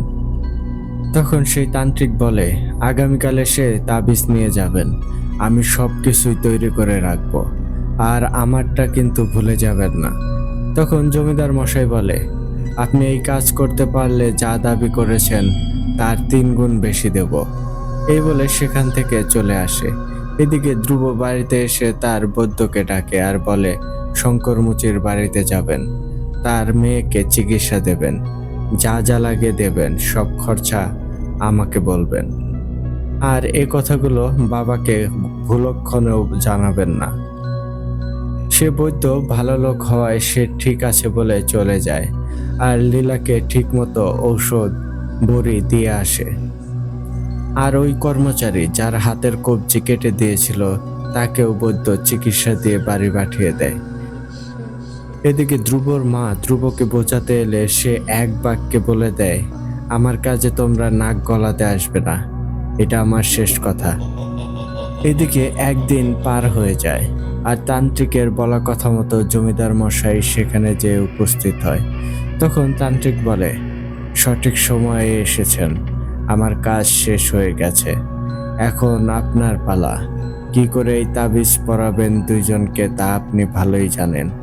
তখন জমিদার মশাই টাকা দিয়ে তাবিজ 2টা নিয়ে চলে আসে, আর বাড়িতে এসে ভাবতে থাকে কি করে এই তাবিজ দুইজনকে পরানো যায়। তখন তার মাথায় একটা বুদ্ধি আসে, শঙ্করকে দিয়ে তার মেয়েকে তাবিজ পরাতে হবে, আর ধ্রুবকে রক্ষাকারী তাবিজ বলে পরাতে হবে। তখন জমিদার মশাই কাউকে না বলে একা বাড়ি থেকে বেরিয়ে পড়ে, আর শঙ্কর মুচির বাড়ির সামনে যেয়ে একজনকে দিয়ে শঙ্কর মুচিকে বাইরে ডাকেন, কারণ সে বাড়িতে গেলে লীলা সব বুঝে যেতে পারে। তখন শঙ্কর মুচি বাহিরে এলে জমিদার মশাই তাকে নিয়ে একটু দূরে নিরিবিলি জায়গায় যান, আর শঙ্কর মুচিকে বলে, শঙ্কর, তোর এই মেয়ের জন্য আমার পরিবারের প্রতিহিংসার আগুন জ্বলছে, তোর মেয়েকে বোঝা, ও যাতে আমার ছেলে থেকে দূরে সরে যায়। তখন শঙ্কর মুচি বলে, জমিদার মশাই, আমার মেয়ে আপনার ছেলের কাছে যায়নি, ছোট সাহেব এসেছে, এখন ছোট সাহেবকে কি করে আমরা তাড়িয়ে দেই বলেন। তখন জমিদার মশাই বলে, শঙ্কর, আমি তা জানি, আর আমার ছেলে প্রচণ্ড রাগী প্রকৃতির, ওকে ফেরানো কষ্টকর, তাই আমি একটা পথ বের করেছি, এই তাবিজটা রাখ, আর তোর মেয়ের হাতে বুদ্ধি করে পরিয়ে দিস। আমি আমার ছেলের হাতে পরিয়ে দিচ্ছি, তাহলে দুইজন দুইজনকে দেখতে চাইবে না। তখন শঙ্কর মুচি বলে, ঠিক আছে, তাহলে দিন। তখন জমিদার মশাই তাবিজটি দিলে শঙ্কর মুচি সেটা নিয়ে বাড়িতে চলে আসে।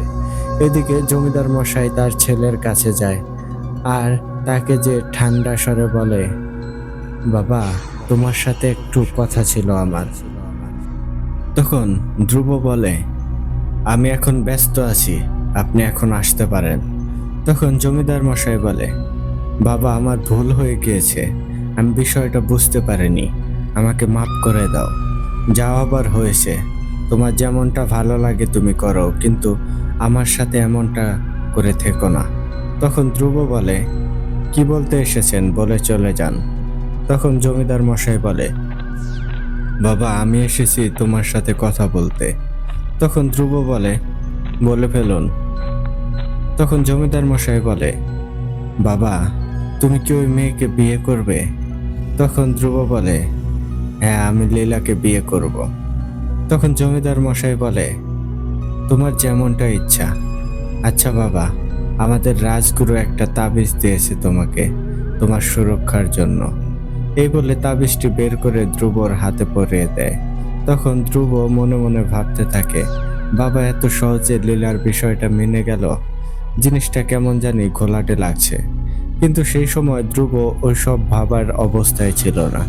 এদিকে শঙ্কর মুচি যে তার মেয়েকে বলে, মা, আজকে গ্রামের মন্দিরে গিয়েছিলাম, তো মন্দিরের পুরোহিত মশাই তোকে একটা তাবিজ দিয়েছে আর বলেছে তোর উপর নাকি রাহু ভর করেছে, তাই এই তাবিজ তোকে পরিয়ে দিতে বলল। তখন লীলা বলে, ঠিক আছে, পরিয়ে দাও। তখন শঙ্করমুচি লীলার হাতে সেই তাবিজটি পরিয়ে দেয়। আর তাবিজ পরানোর কিছু সময় পর থেকে ধ্রুব ও লীলা দুইজনেই কেমন যেন অস্থির অস্থির লাগছিল। আর কেউ কারো কথা চিন্তা করতে পারছিল না। কেউ কাউকে নিয়ে ভাবলে মাথায় প্রচণ্ড যন্ত্রণা শুরু হতে থাকে। তখন ধ্রুব মনে মনে ভাবে, এমন যেহেতু লাগছে, তাহলে একবার যে লীলার সাথে দেখা করে আসি। তখন ধ্রুব বাড়ি থেকে বেরিয়ে পড়ে, কিন্তু আজ কেন জানি তার ঘোড়াটি তার কথা শুনছে না, আর কেমন একটা ক্ষিপ্ত হয়ে আছে।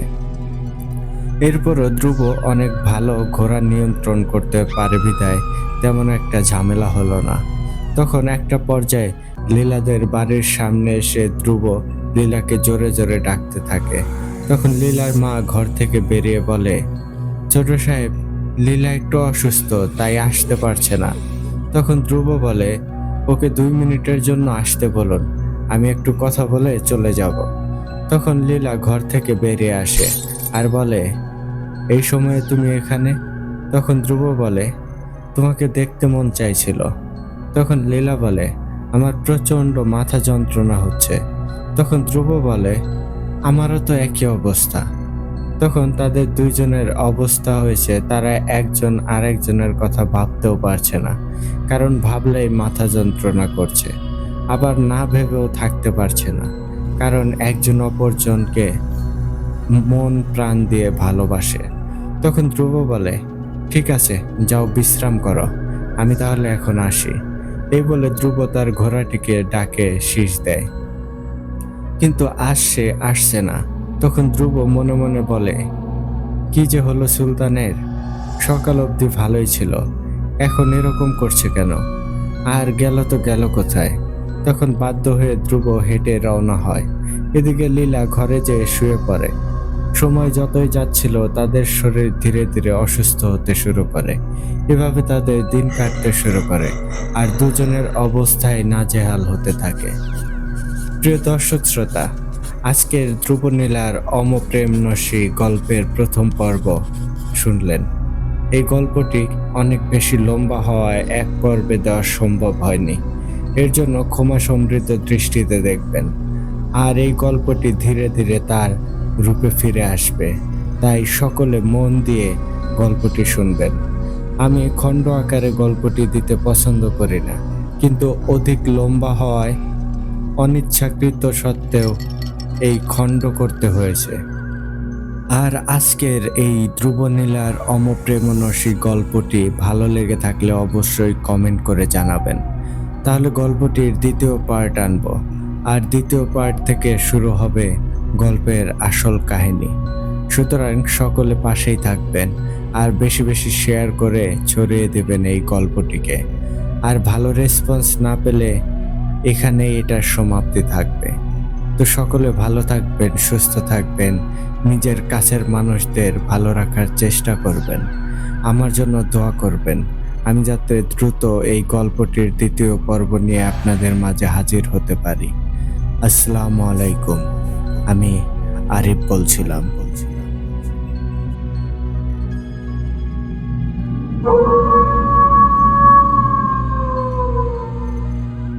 ওয়ালাইকুম আসসালাম আরিফ ভাই, হোয়াট এ স্টোরি ম্যান। আপনাকে আসলে যত দেখতেছি ততই আপনার প্রতি একটা ভিন্ন রকম অনুভূতি কাজ করতেছে ভাই। আপনি এত সুন্দর করে ঘটনাগুলো লিখে পাঠান না, সত্যি মনে হয় যে এরপর কি হবে, এরপর কি হবে, পড়তেই থাকি, এরকম একটা অনুভূতি কাজ করে ভাই আপনার ঘটনাগুলোতে। এত সুন্দরভাবে আপনি সাজান। আজকের ঘটনাটি কিন্তু শুরু হয়েছিল একটু ভিন্নভাবে।